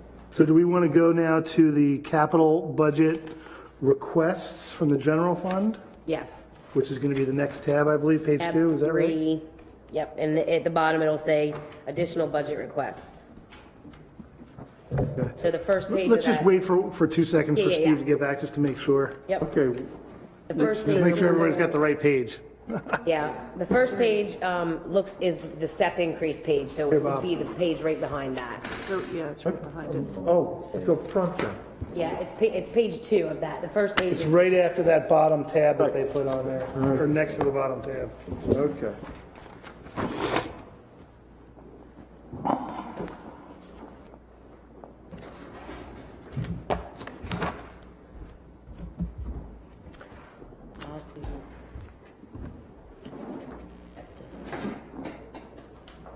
Did you put new ones in, Karen, or we don't have the new ones in here? I'm sorry, what'd you say, Tim? You don't have new, like, you don't have new ones, because I got writing on mine, you didn't change No. them or add any new ones, okay. No, there is a new one for this. There is? All right. Thank you for Yeah, telling me. sorry, I'm That's all sorry. good. Yes, there is a new one. I didn't pull yours because of the writing. Did you give me the new ones? Yeah, How you doing? Okay. is it not there? I'm sure it is. If not, Okay, let me know. page 2, Yep, page 2. Steve, while you were out, we were flipping to, I guess it's the third tab, Yep, and it would be the second page. and it should look like this. That will start showing the FY '22 capital budget request. Okay, I'm on the fourth tab, here we go.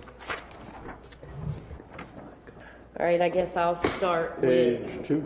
yes. Karen, I was just gonna touch on the first one. Oh, you can, yep. Yeah, on the AA1, This one. when we had talked to the council, back a few months ago, we were working sort of on a concurrent path. I know the chief had asked for permission to look at maybe some changes in the wharf building for him to possibly move there. But we also were looking at, long-term, there is a need to take care of all the town buildings. And so this price you see before you, this $60,000, is for a design to look at a new building, out on our Pennsylvania Avenue property, that was the land that was purchased, years ago by a former council. And so, I think the benefit here, if the council is willing to approve this, is that you can go ahead in about a 3 or 4 month time frame, get an idea of what it would look like as far as the long-term plan, consolidate all the different departments in one place, and that's what the design costs will do, and it will give you some cost estimates to see what the building will cost. The actual deferral line, we typically put in there when something's been deferred, from what year. So the only thing that's 16 is the actual existing town hall improvements. There's been some things been discussed there that just had not been done. The 22, fiscal year 22, is where we're just inserting the design cost to look at a new building for consolidating everything. So, Karen, if you want to go from there. Yep. All right, so again, I'm answering or filling in for the chief, so if we have specific questions, I'll make sure he has them and prepare for next meeting. We have just, FYI, we try to list these in priority order. If there was a choice and we couldn't do everything, it tells you what the need is in the beginning. So the police department listed the wharf modification, which is the cost to move them to the wharf warehouse and us back. The cost for $141,700. He asked for upgrade fleet with two replacement vehicles at a cost of $100,000. The continuation of the body camera lease, $5,000 is paid for by a grant from Legit. The full lease payment is $9,000, so the $4,000 request is just the difference. The speed camera trailer replacement, the trailer we currently have is no longer operable. Cost is $16,000. And the final would be the drug detection K9 team. It's an invaluable resource at deterrent for illegal drugs from trafficking the streets at a cost of $20,000. So the total B10 capital budget is $281,700. All right, page 3, I'll let Kip take over for the streets department, non-pavement. Okay. Most of you folks have seen this because they're taking you on the tour. Chelsea, I will see you tomorrow morning to to show these things in person, so I'm just gonna breeze through real quick. I guess one big thing, right here is the mini excavator purchase that was, budgeted along with the equipment trailer. Those both have to be purchased together. This is to replace the mini excavator that we have that is just too small, and it's also to replace the backhoe that we just lost. That one piece of equipment is intended to replace both, or I should say the two with the trailer also, because we don't have a trailer large enough. Were we indemnified by the insurance company? Yes, 20, There's a note right there on the right column. yep, 21,000. Okay. 21,000. Yep. There's a truck, we need to put a new body on it. The body's just rusted off because of the salt, but we're feeling we can get 10 years out of it. If we put another body on it, which the truck itself, drivetrain, chassis, cab and everything is good, the body just needs to be replaced. Going forward down here, there's some smaller things like road paints, shop repairs that we'd like to do, those kind of things. Actually, the next one down there, director, DPW director's vehicle, that should actually be in next year's. Oh, we want to move that to 23 now? Yeah, because and that's actually spread over 3. So that's the 66K that's pulling out? Yeah. You don't need that this year. It's 22.5, unless it wound up, I thought I had it in, You do, it's in Yeah, C21. I thought it was in three It is sections. C21, is. C24. but they're in 20, oh, it's still in there? Okay, my mistake. I thought I had it for the 23, Are you moving it? but. Do you no, want it in they that, leave it can here? stay there, leave it Okay, there. all right. That's fine. Disregard. What's the truck gonna cost? It's spread over 3 accounts, 67,000. so, and that's for pickup these days, with nothing fancy to it. It's 4-wheel drive, 3/4 ton snowplow and that kind of stuff. Oh, it's a 3/4 ton. Yes, yeah. Says half. Half ton on Oh, the truck. it So says it's, half it's ton. spread out between streets, water, and sewer. Accounts. Yeah, it does say half It's all ton. Is it coming a out of the same 3/4? capital budget though. But it's two separate funds, but it's all capital. Well, the streets is general. General. Right. So, It's Kip's Cadillac. if you want, yeah, okay. He needs it. The big item on here is also, another big item is Whedon Street. That's also spread across the general fund and also in the water and wastewater fund as well.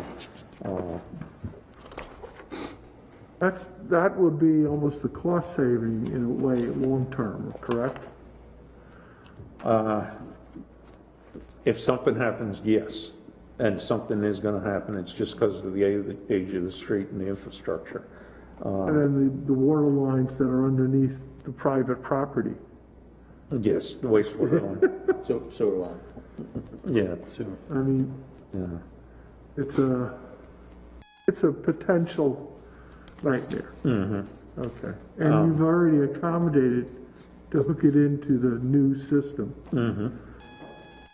So, good planning. We try. I know.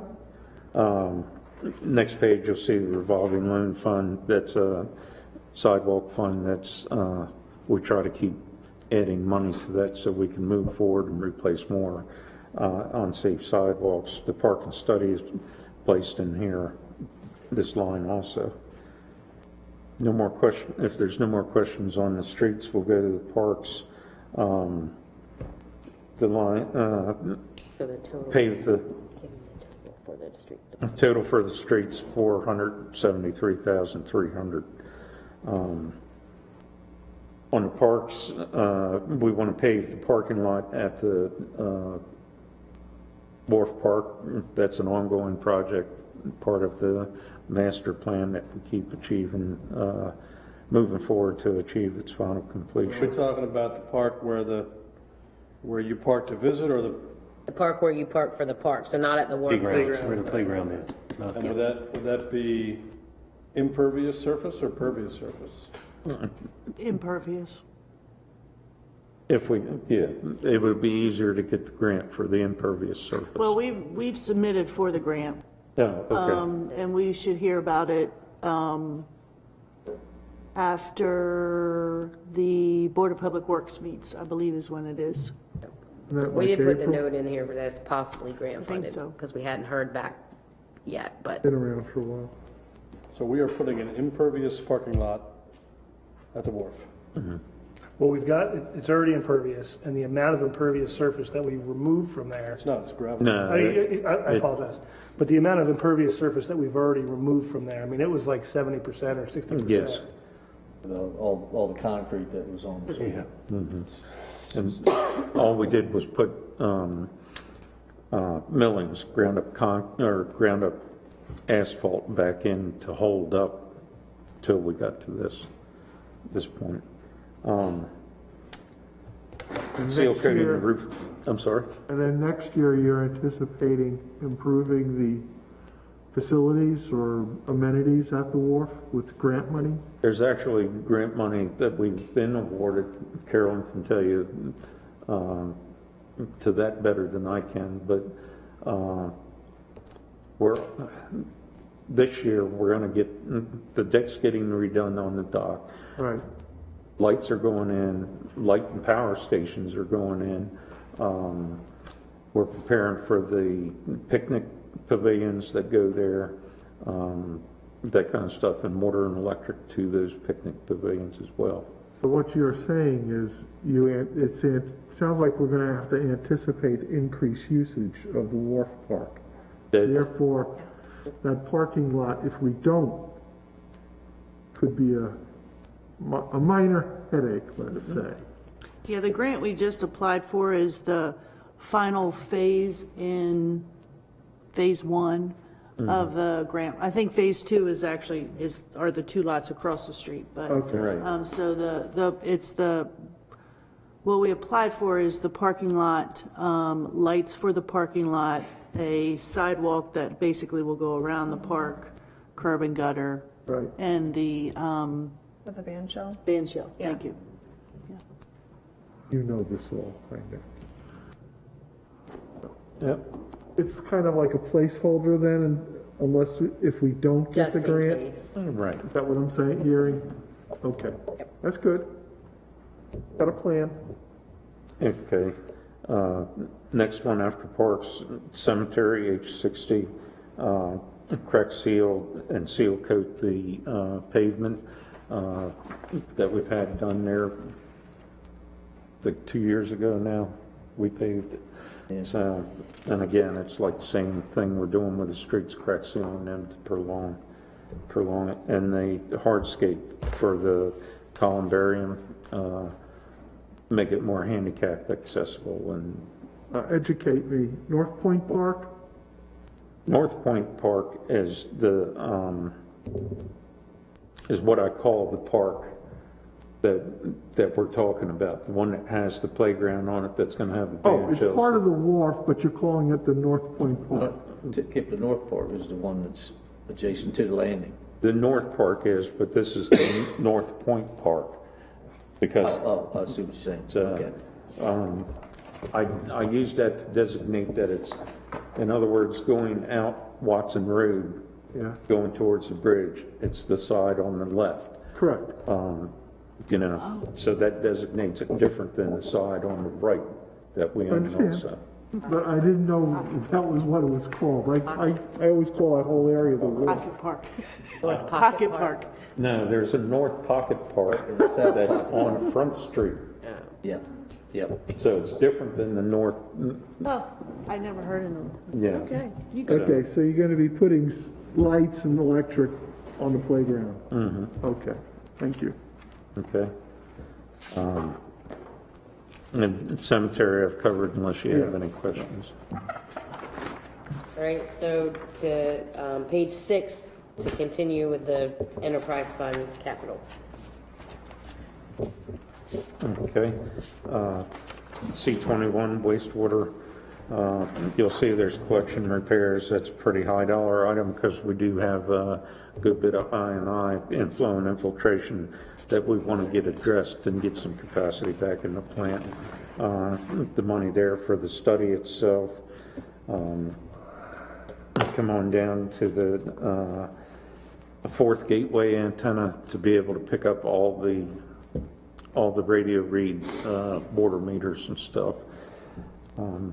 The utility truck, this truck replaces a truck that we had at the streets. It was a cube van that we kept full of parts and stuff. The motor went up in that truck just this past year, and we've actually already gotten rid of it and sold it as surplus, but we need to replace it. But this truck will actually have some more equipment on that can be used, water, wastewater, and at the farm. Utility bed with a crane on it to make things a little bit safer, changing tires on the pivots at the farm and stuff. It's not a small truck by any means, and it is spread across the different accounts. It's not a cheap one.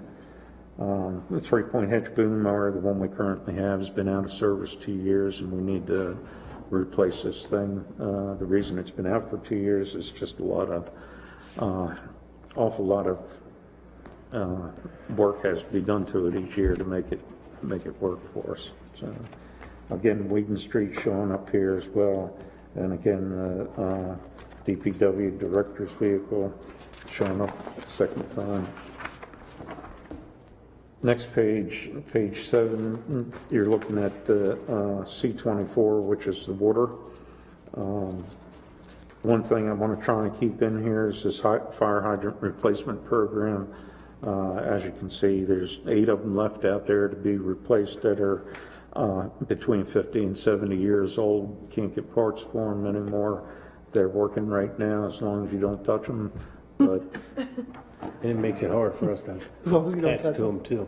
it's, We have, I think it's 4-inch, right? And our connection's a 4.5, yeah, so. well, I think we got rid of the last one of them that have that oddball Yeah. connection. So that was one of the, so anyhow, you'll see this in the 5-year plan. Do We you have want an to do, expert opinion on that, Jeff? Yep, I do, especially at 2 o'clock in the morning when you try to put the one. or you try and turn it off. The last turn one we it had off. was the Hillside one, we had Hillside Fire, and a company, Graysonville, come and tried to hook to it and said, we have the adapter to hook to it, but Graysonville didn't, so, yes. So they need to be, it needs to be replaced. And Public safety. And you'll see in the 5-year plan, it's spread out to do one of these a year for the next, on the 5-year plan, it'll be on over the next 5 Should we years. accelerate it at $8,000? I have no I'm problem. asking, that's all. Then that's for you guys to consider. So, the reason I put it in at 1 a year is just because I really don't want to see anything else dropped off the list. No, Yeah. I hear you. But I do agree with that it is a public safety issue too. So that's where we have to choose A, B, or C, and we only, okay, Yeah. all right. That's why we get paid the big bucks, right? Fire hydrant costs $8,000? To install. Labor. That's it, labor and everything to install it. And the way we're staffed and have been for a while now, I contracted out. It's, we don't have enough experienced people to do something like that. As much as I wish our whole crew was, yes, we could do something like that, but, yep. So, water main replacement Pop Taylor, that's, things were stubbed out to replace 1.5-inch line that feeds the houses around Pop Taylor Park. We stubbed out a 6-inch line when we did Commerce Street down there, but that's as far as we went, so. So those houses aren't hooked in, or is that what you're saying? or They're what? hooked on an 1.5-inch line supplies all those houses. So, and it's not the only place like that. No, I'm just, Yeah. I just go, huh? Yeah. Okay. So, and again, the gateway antenna shows up in this, the, utility truck, ask, as well as the 3-point hitch boom bar. Again, Wheaton Street shows up, and the director's vehicle.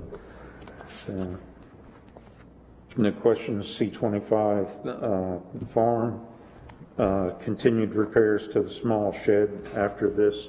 That shed, should be taken care of, and, we shouldn't have to worry about anything else with it. The one thing is asking for a restroom with a holding tank out to the farm. When that farm was engineered and laid out, there's no bathroom out there. This time of year, when there's no tall corn or anything, guys have to come back to town to use the restroom. Kip, repairing that shed is a cost saving. Because you Yes. can move equipment out there that shouldn't have to be at North Commerce Yard. And they'd be better served to put it out there. So it would be an asset, so to speak, even though we're putting costs into it. Yes. Okay, I'm just making, Yep. trying to make sure there's a benefit to that cost. Thank you. Okay. I guess the other main thing I'm going to touch on in this, unless you have questions about specific things, the engineering to expand the holding pond out there. The holding pond, with wet seasons like we've had here lately, the pond's not large enough, even though it was supposed to be designed large enough for our wastewater treatment plant design of 542,000 a day. We are really struggling to get the water out of it. The thing should be down at the low level right now, with us getting ready to discharge to it next week. We're not there. So if it continues to be a wet spring like it has for the winter, we're probably going to be calling MDE, telling them that our pond's full, and we have no other choice but to violate a discharge permit and discharge back to the stream again. That's a big hesitation to do that. I'd rather find any means we can to keep that from happening. What's the time frame like on getting something like that done? You're going to have probably a year worth of engineering and permitting, and also contract award. So you're looking at probably every bit of 2 years plus to get it in place.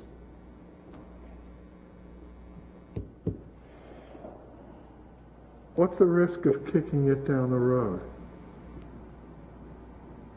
Violations, because like I say, What I'm saying is there's implications if we don't do due diligence and take action. Is that what I'm yes. hearing? Yep. To coin your phrase, pay me now or pay me later. Well, yeah, and pay Because me the later, we don't want to do that. We've been doing that for I know way too long. I know Right. we've been doing it, The, and it's not sound fiscal. yeah, when it gets to that point that we're calling MDE and telling them we have no choice, we have to violate the permit and go back to stream discharge, I can tell you there's going to be penalties that'll come with that.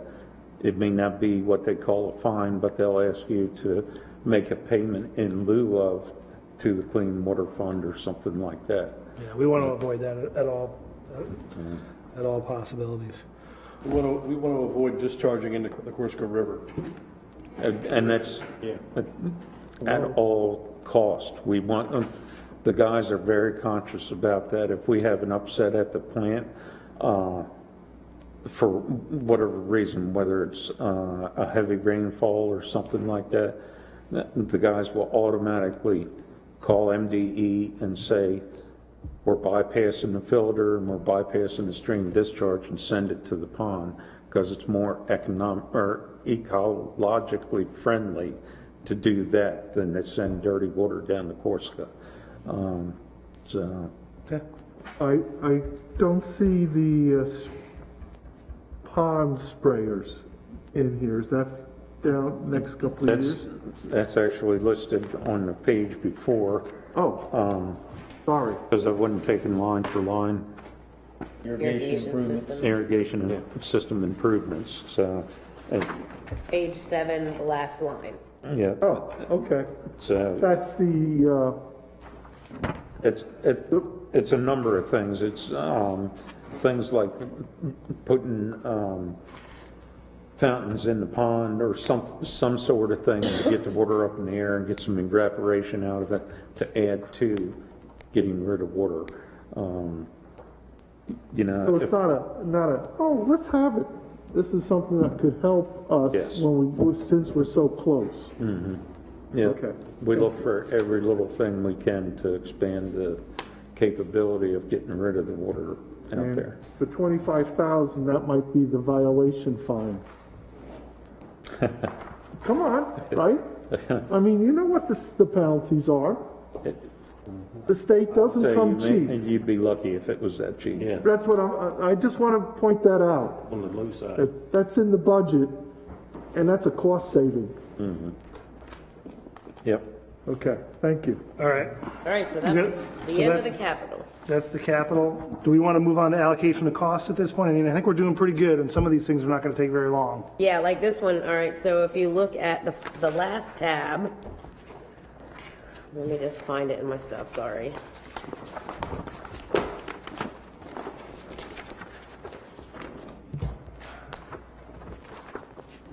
Supplemental. It's page 63 of tab 4, which is in the table of, page 63, that's wrong. Page, 3. it's after page 19, Which page is that? tab 4. Now I see it. It looks like The very this. last one where it says table of contents. Yeah. Oh, table of contents, okay. Sorry. So this is just the spreadsheet I was telling you about, how we calculated the allocation of cost of transfer from the general fund to the enterprise fund. And is it staff's recommendation this year to leave it as is? We're looking pretty good on that? Yeah. The one that's highlighted is what's currently in the operating budget. Yep. You're in tab 4? The last one was right there, Steve. This is before tax differential. It's on this one, but yeah, just keep going back. Page 20. I don't mind 63. You got the updated version.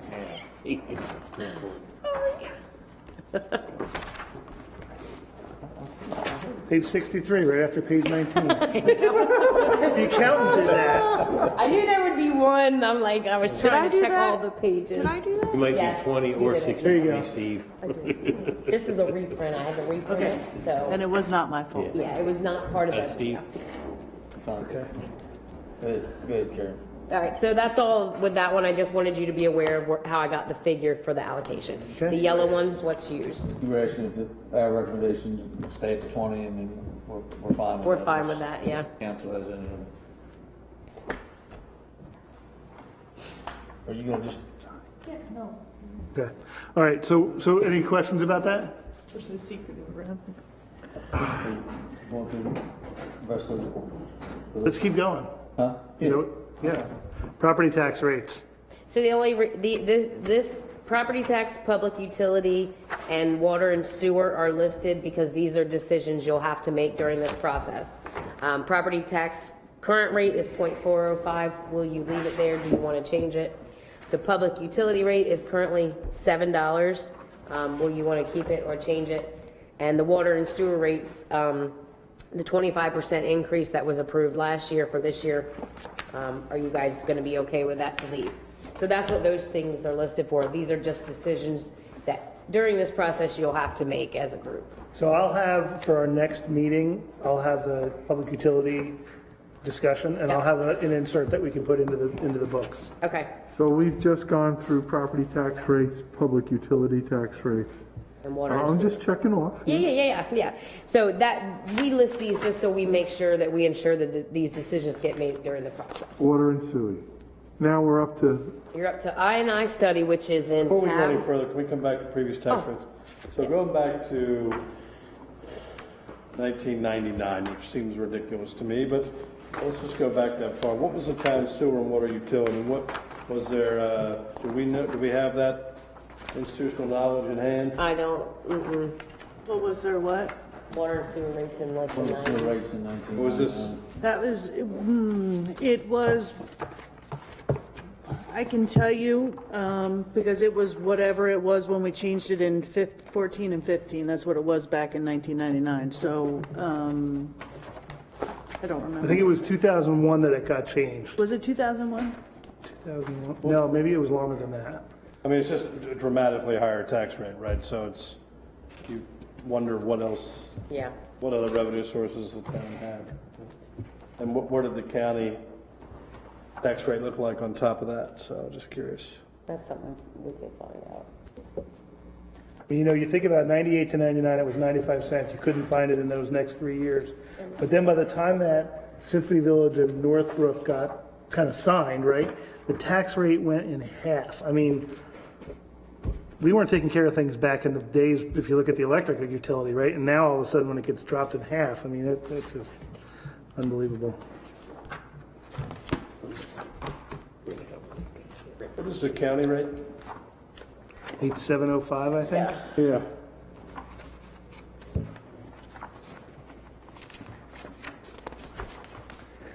All right, any other questions? Okay, the I&I study is, in tab 4, and it's pages 21 to 26, so the last tab, and it's the last 5 pages, After page 63. after page 63, sorry. Kip, do you want to explain what this is just briefly, where Steve? I was gonna just touch on that. What this for is for this inflow and infiltration, which is what I&I stands for. The town had a study done to determine where we were having a problem with the I&I back in 2005, and the cost at that time, it was $138,000. So really what the council decided to do was to actually put a $275 per sewer allocation fee for every allocation that was sold. There was an additional $275, and that was to help pay for that initial $138,000, because one of the main purposes of doing an improvement related to I&I is that you do capture, some of your water, your sewer capacity. So the fact that it's in here is because we do know we have some serious I&I issues. We do want to have the council consider approving a study, so we can determine, exactly what are the places that are out there we need to address, and hopefully, set aside some money to even go ahead and address it, whatever that study says. So the thought was, because this was here in place before, this is a mechanism you can put in place again if you so choose.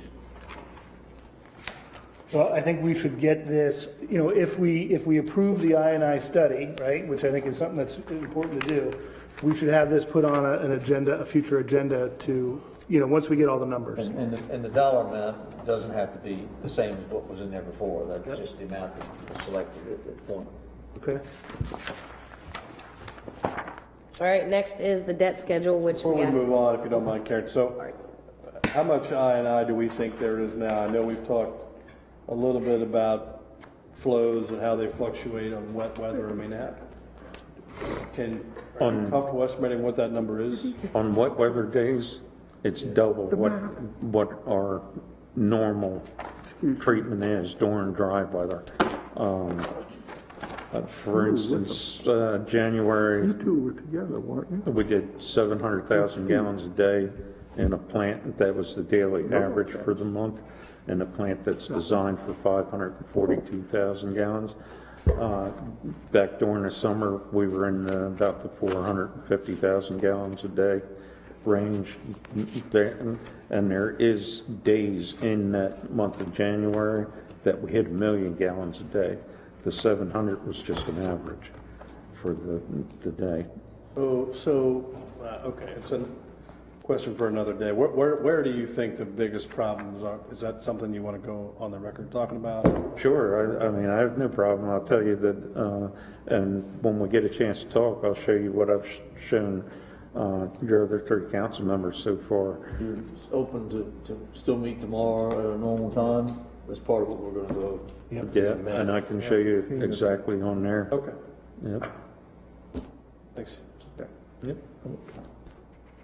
Okay, so the debt schedule listed next, we actually went over in the operating budget, so the next, thing we put on the agenda was just to have a discussion with council about the Fiscal Recovery Act funds that, we sent out to you a week or so ago, the 4.12 million.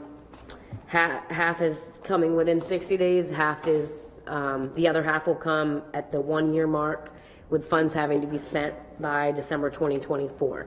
So If I can, I did a little bit of looking in through our budget here, and first of all, I want to say, I think this is an opportunity. This is a once in a lifetime opportunity, right? I believe that the purpose of these funds are given to not only help fix our infrastructure, but also improve the economy, right? When you go and you buy a truck, you're now paying for people to work and build those trucks. The specific things that they said you can't use it for, right, are pensions and Pension. lowering taxes. Correct. Which I get, like, that'd be the first thing everybody would want to do, right? We have had so much pent-up demand. I've been on this council since 2009, and it's always been no, no, no. We can actually fund everything that's been asked for in the general fund from a capital standpoint on those sheets we just went over, and everything on the enterprise fund. Take away the farm for a second, right? And we can fund most of a farm, and what we can't fund with the farm, we can actually take a loan out and pay for with revenues that we would get on that.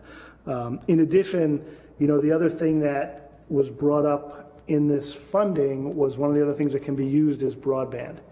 And we've been having a lot of talks about broadband, and I think that we should look into putting a chunk of this money towards a broadband, not a study, but where can we get the broadband to happen where it's not necessarily the easiest place to go?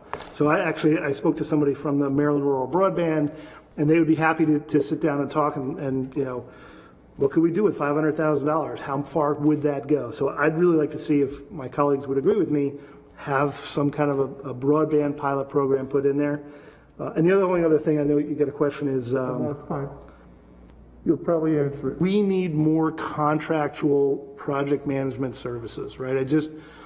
We've been struggling with just the rank and file employees for a long time, but I think we've also struggled with Kip needs more people, Steve needs somebody else to help out. Like, this would allow us to get for the next several years, if it's got to be spent before 2024, to really just get a lot of those projects done, right? I mean, if you're talking about putting in all these new things, you may not have the leadership to manage those projects, and I think this could help us do that. So that's my 2 cents. I'd really like to see broadband put in our next budget if we could, and I'd like to see us fully fund all of this stuff, and we'll still have some money left over. Speaking of broadband, Yep. I attended or was part of the Queen Anne's County Broadband Advisory Committee meeting today. They're going to be putting out, they call it strategic plan, basically it's FAQs, it's laying out from a county's perspective how the county is going to be approaching broadband. I think we can piggyback, work with them to be part of that big picture. Also, since we accepted the roads up in Northbrook, and I don't want to say Kip hasn't told Talkie that they're going to be available for planning purposes, I sent an email to Andre DiMatteo if we can get him on the agenda in the next, whenever, after maybe budget, to discuss Talkie's plans or what they did up in Northbrook, so that we then have an understanding of this. He could be a major player for broadband with his fiber optic, is all I'm saying. So the only problem I have with that is Talkie is a for-profit company. I'd like to see what the nonprofit has to say about how they. Oh, you mean Maryland Rural? Because Talkie rents space from Maryland Rural Broadband. Okay, and you were talking about they got millions of dollars in grants. $190. Well, who does? Didn't Talkie just get grants, state grants or something? This is super complicated.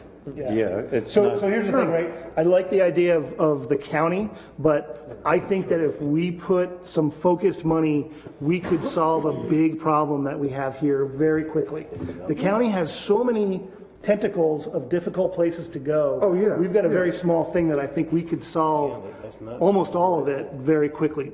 I don't know how much, where that money, how much of that money could do it, but I think it could really solve a lot of our problems, and we could get it done very quickly. I think the county plan is That's a a good multi-year thing to plan. explore. I'm all for broadband, exploring service. So I'm happy to hear, this was really our last thing that we have on the agenda. If anybody had any thoughts about the Recovery Act, or we can kind of mull it over the next week. But do we know, other than what you were just saying, that's in the Recovery Act, that's kind of different than what we? No.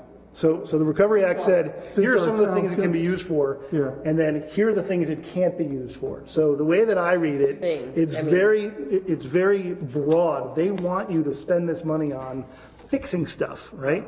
Everything that we're talking about, if you look at our capital budget, it's all stuff that would fit in with infrastructure, with water and sewer. Those are the things that we're talking about, right? I mean, it's all of that yeah, stuff. okay. So, those are some of my thoughts. So the other thing I wanted to go over, if we could, right before we close this out, I know we haven't made any decisions tonight, but we've got some things that I think would help you, because what you're going to do is you're going to go back and maybe pull up a new budget with whatever choices we make. Is that right, or do we want to just sit on it? So tonight, we kind of just overviewed, which is great, because it let the new council see the process and see the, things. Hopefully, next session, we can make some decisions so that come the third section, I'm bringing clean copies back based on decisions that have been made, so you can see how it affects the numbers. So the main things that I saw tonight are we need to look at STEP, COLA, comp payout, end of service, public utility tax, right? Are we going to do anything with the differential? Are we going to do anything with the tax rate? Yes. So I think tonight was more of an overview and explanation, and next week needs to be decision-making. Yep. If we can. Okay. The tax differential has to be on a future agenda because the county gave us to the second week of April. So although we don't typically make decisions in work sessions, I think we have a work session on the 8th. Let's put that on as a decision-making if we can. Does that make sense? On the The 8th. first or the 8th? First or the First. The 1st and the 15th are our regular meetings. Well, so here's the thing, right? I don't think we're going to have enough understanding to make a legitimate decision next Thursday. Right. So what I'm saying is that during our work session on the 8th, we don't typically make decisions, but this is a council meeting for all intents and purposes. That'll be a night that we can make that official decision. Here's what it's going to be. That'll still get us to give them the answer by the 9th, Yep. which is in that second 15th. week. Yep. So we're not I've doing got a work questions about session whether or on the not- first? I'm sorry, what? We're not doing a work session? No, we are. Yes. We're talking about making the decision on the decision differential. on tax and all. Oh, On the 8th, but the next work session will be next Thursday at 6. We'll Right. break at 7 for the meeting, and then back to the work session. And actually, Steve, I know you have some questions, but I do I'm sorry, want to poll the members if we can meet at 5 o'clock next Thursday and get a 2-hour session in before our council meeting. So I know that I'm available. I assume the staff is available. Can you guys make 5 o'clock? I can make probably 5:30. All right, so why don't we say 5:30? We'll get an hour and a half in, and then if we have to do anything after the council meeting, we'll do it after the council meeting. Is everybody good with that? Yeah, 5:30. Carolyn, can you send an updated invite out? Okay. I'm And we sorry. will be here at this location again. So a couple things, I read legislation kind of for a living, and I don't think that the local fiscal recovery funds can be used to cover everything in this budget, this budget. Like, I don't think, for instance, police expenditures can be paid for with these funds.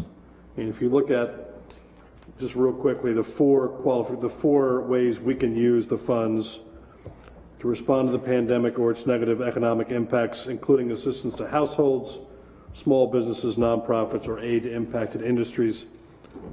That would be like us re-granting funds back out. For premium pay to eligible workers, That, I feel like we do cover a lot of that territory.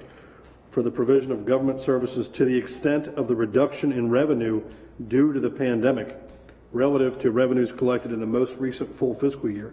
Do we show a reduction in revenues from last year to this? Not, Right, so and then the final is to make necessary investments in water, sewer, or broadband. So I think we can cover a lot, but not everything. Just wanted to flag that. And I've got questions because you can't provide a tax benefit to the taxpayers. I've got, I guess, questions more than concerns about whether or not the tax differential can be used, if you can, like with Commissioner Wilson's question on Tuesday night, well, you're getting this money so we can give this differential back to the taxpayers. That seems pretty dubious to me. That logic seems dubious to me. If you are using these, that's an end around legislative text. That's an end around public law to say, well, because we're getting $4.1 million, we can give this money back. Now, I don't know, the question in my mind is, we've done it most years, we've given all the money back.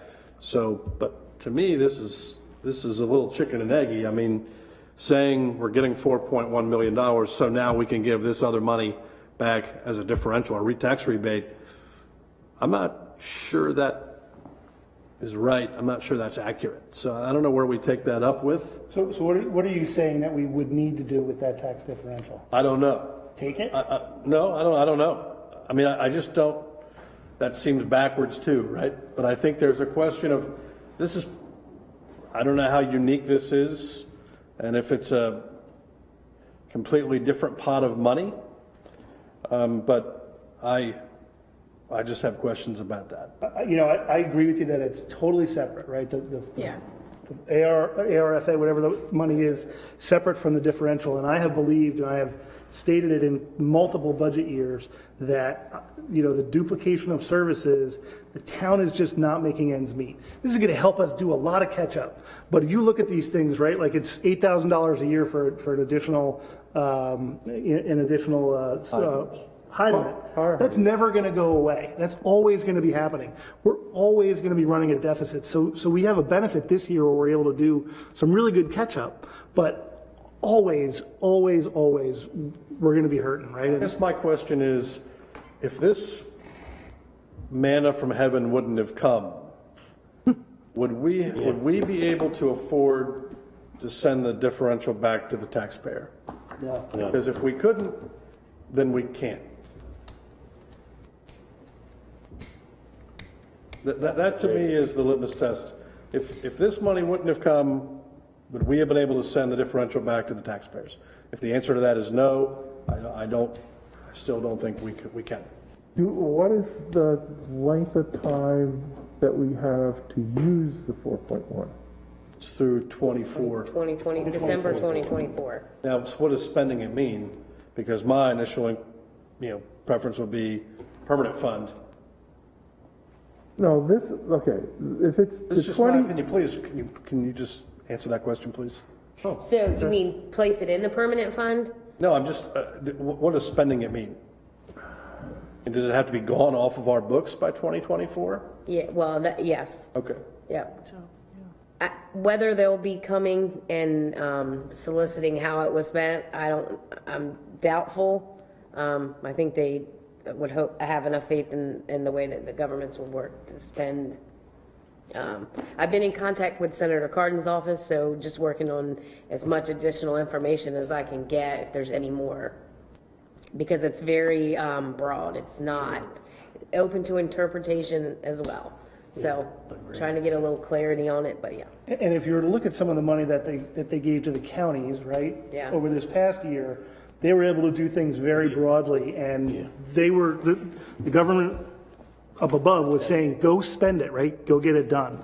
Yeah, 'cause So we were able to get reimbursed some of our expenses through the county based on the first set of funds that they had got. So one kind of add on to what you were saying, Steve, right? I'm saying, let's hold off on deciding on the differential until the 8th, but you're saying, you're thinking we probably need to we can't afford not to take it. Let's make that decision next Thursday then. Well, I think based on $4.1 million in the coffers, we can afford not to take it. I'm questioning the legality of taking. Right. The legality, that's something we've always been taking, correct? We've never been able, You're not, maybe I'm not being clear enough. The $4.1 million says you cannot use it to cut taxes. Right, and I'm just saying, like Tim is saying, it's separate. I understand. And the differential, I my understand completely. understanding is I understand what the you're saying. duplication of services. I understand all of that Okay. all really right. well. What I'm saying is that you cannot cut taxes with this money. So if you wouldn't have been able to send the rebate back to the folks without this money, can you do it with it? Can you use this justification? That's all I got. All right. so essentially what you're saying is the motion would need to be made that we were to take all of the tax differential. For whatever we would have needed. Yes. Whatever we would have needed. We've got $3 million worth of capital projects that we're looking to fund We here. don't need that to, are- I mean, we don't, it's not our decision to fund all these things. I mean, that's what we're here for. Yeah. And it would fund the general fund side based on being property tax Right. funds. I will So- tell you that every single thing that Kip has brought up tonight is not a want, it's a need. The only thing that's a want is probably the But we broadband, have right? limitations based on the budget and the means of the public to pay for it. I understand that everything in this thing is a priority. I understand that well as well. But we are here to make these difficult decisions. So, it's not about, there's a limit to how much you can go back to the taxpayer and ask for.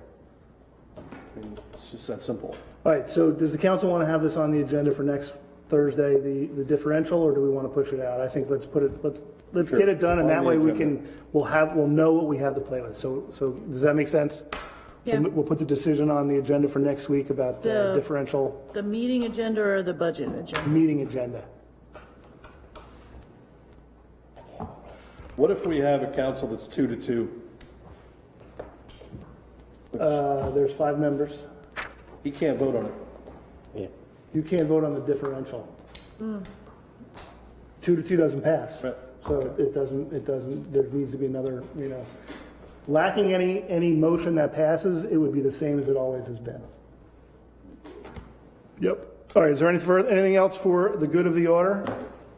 We're going to move into public forum or public comment. If there's anybody from the public that wants to make a speech or provide some comments.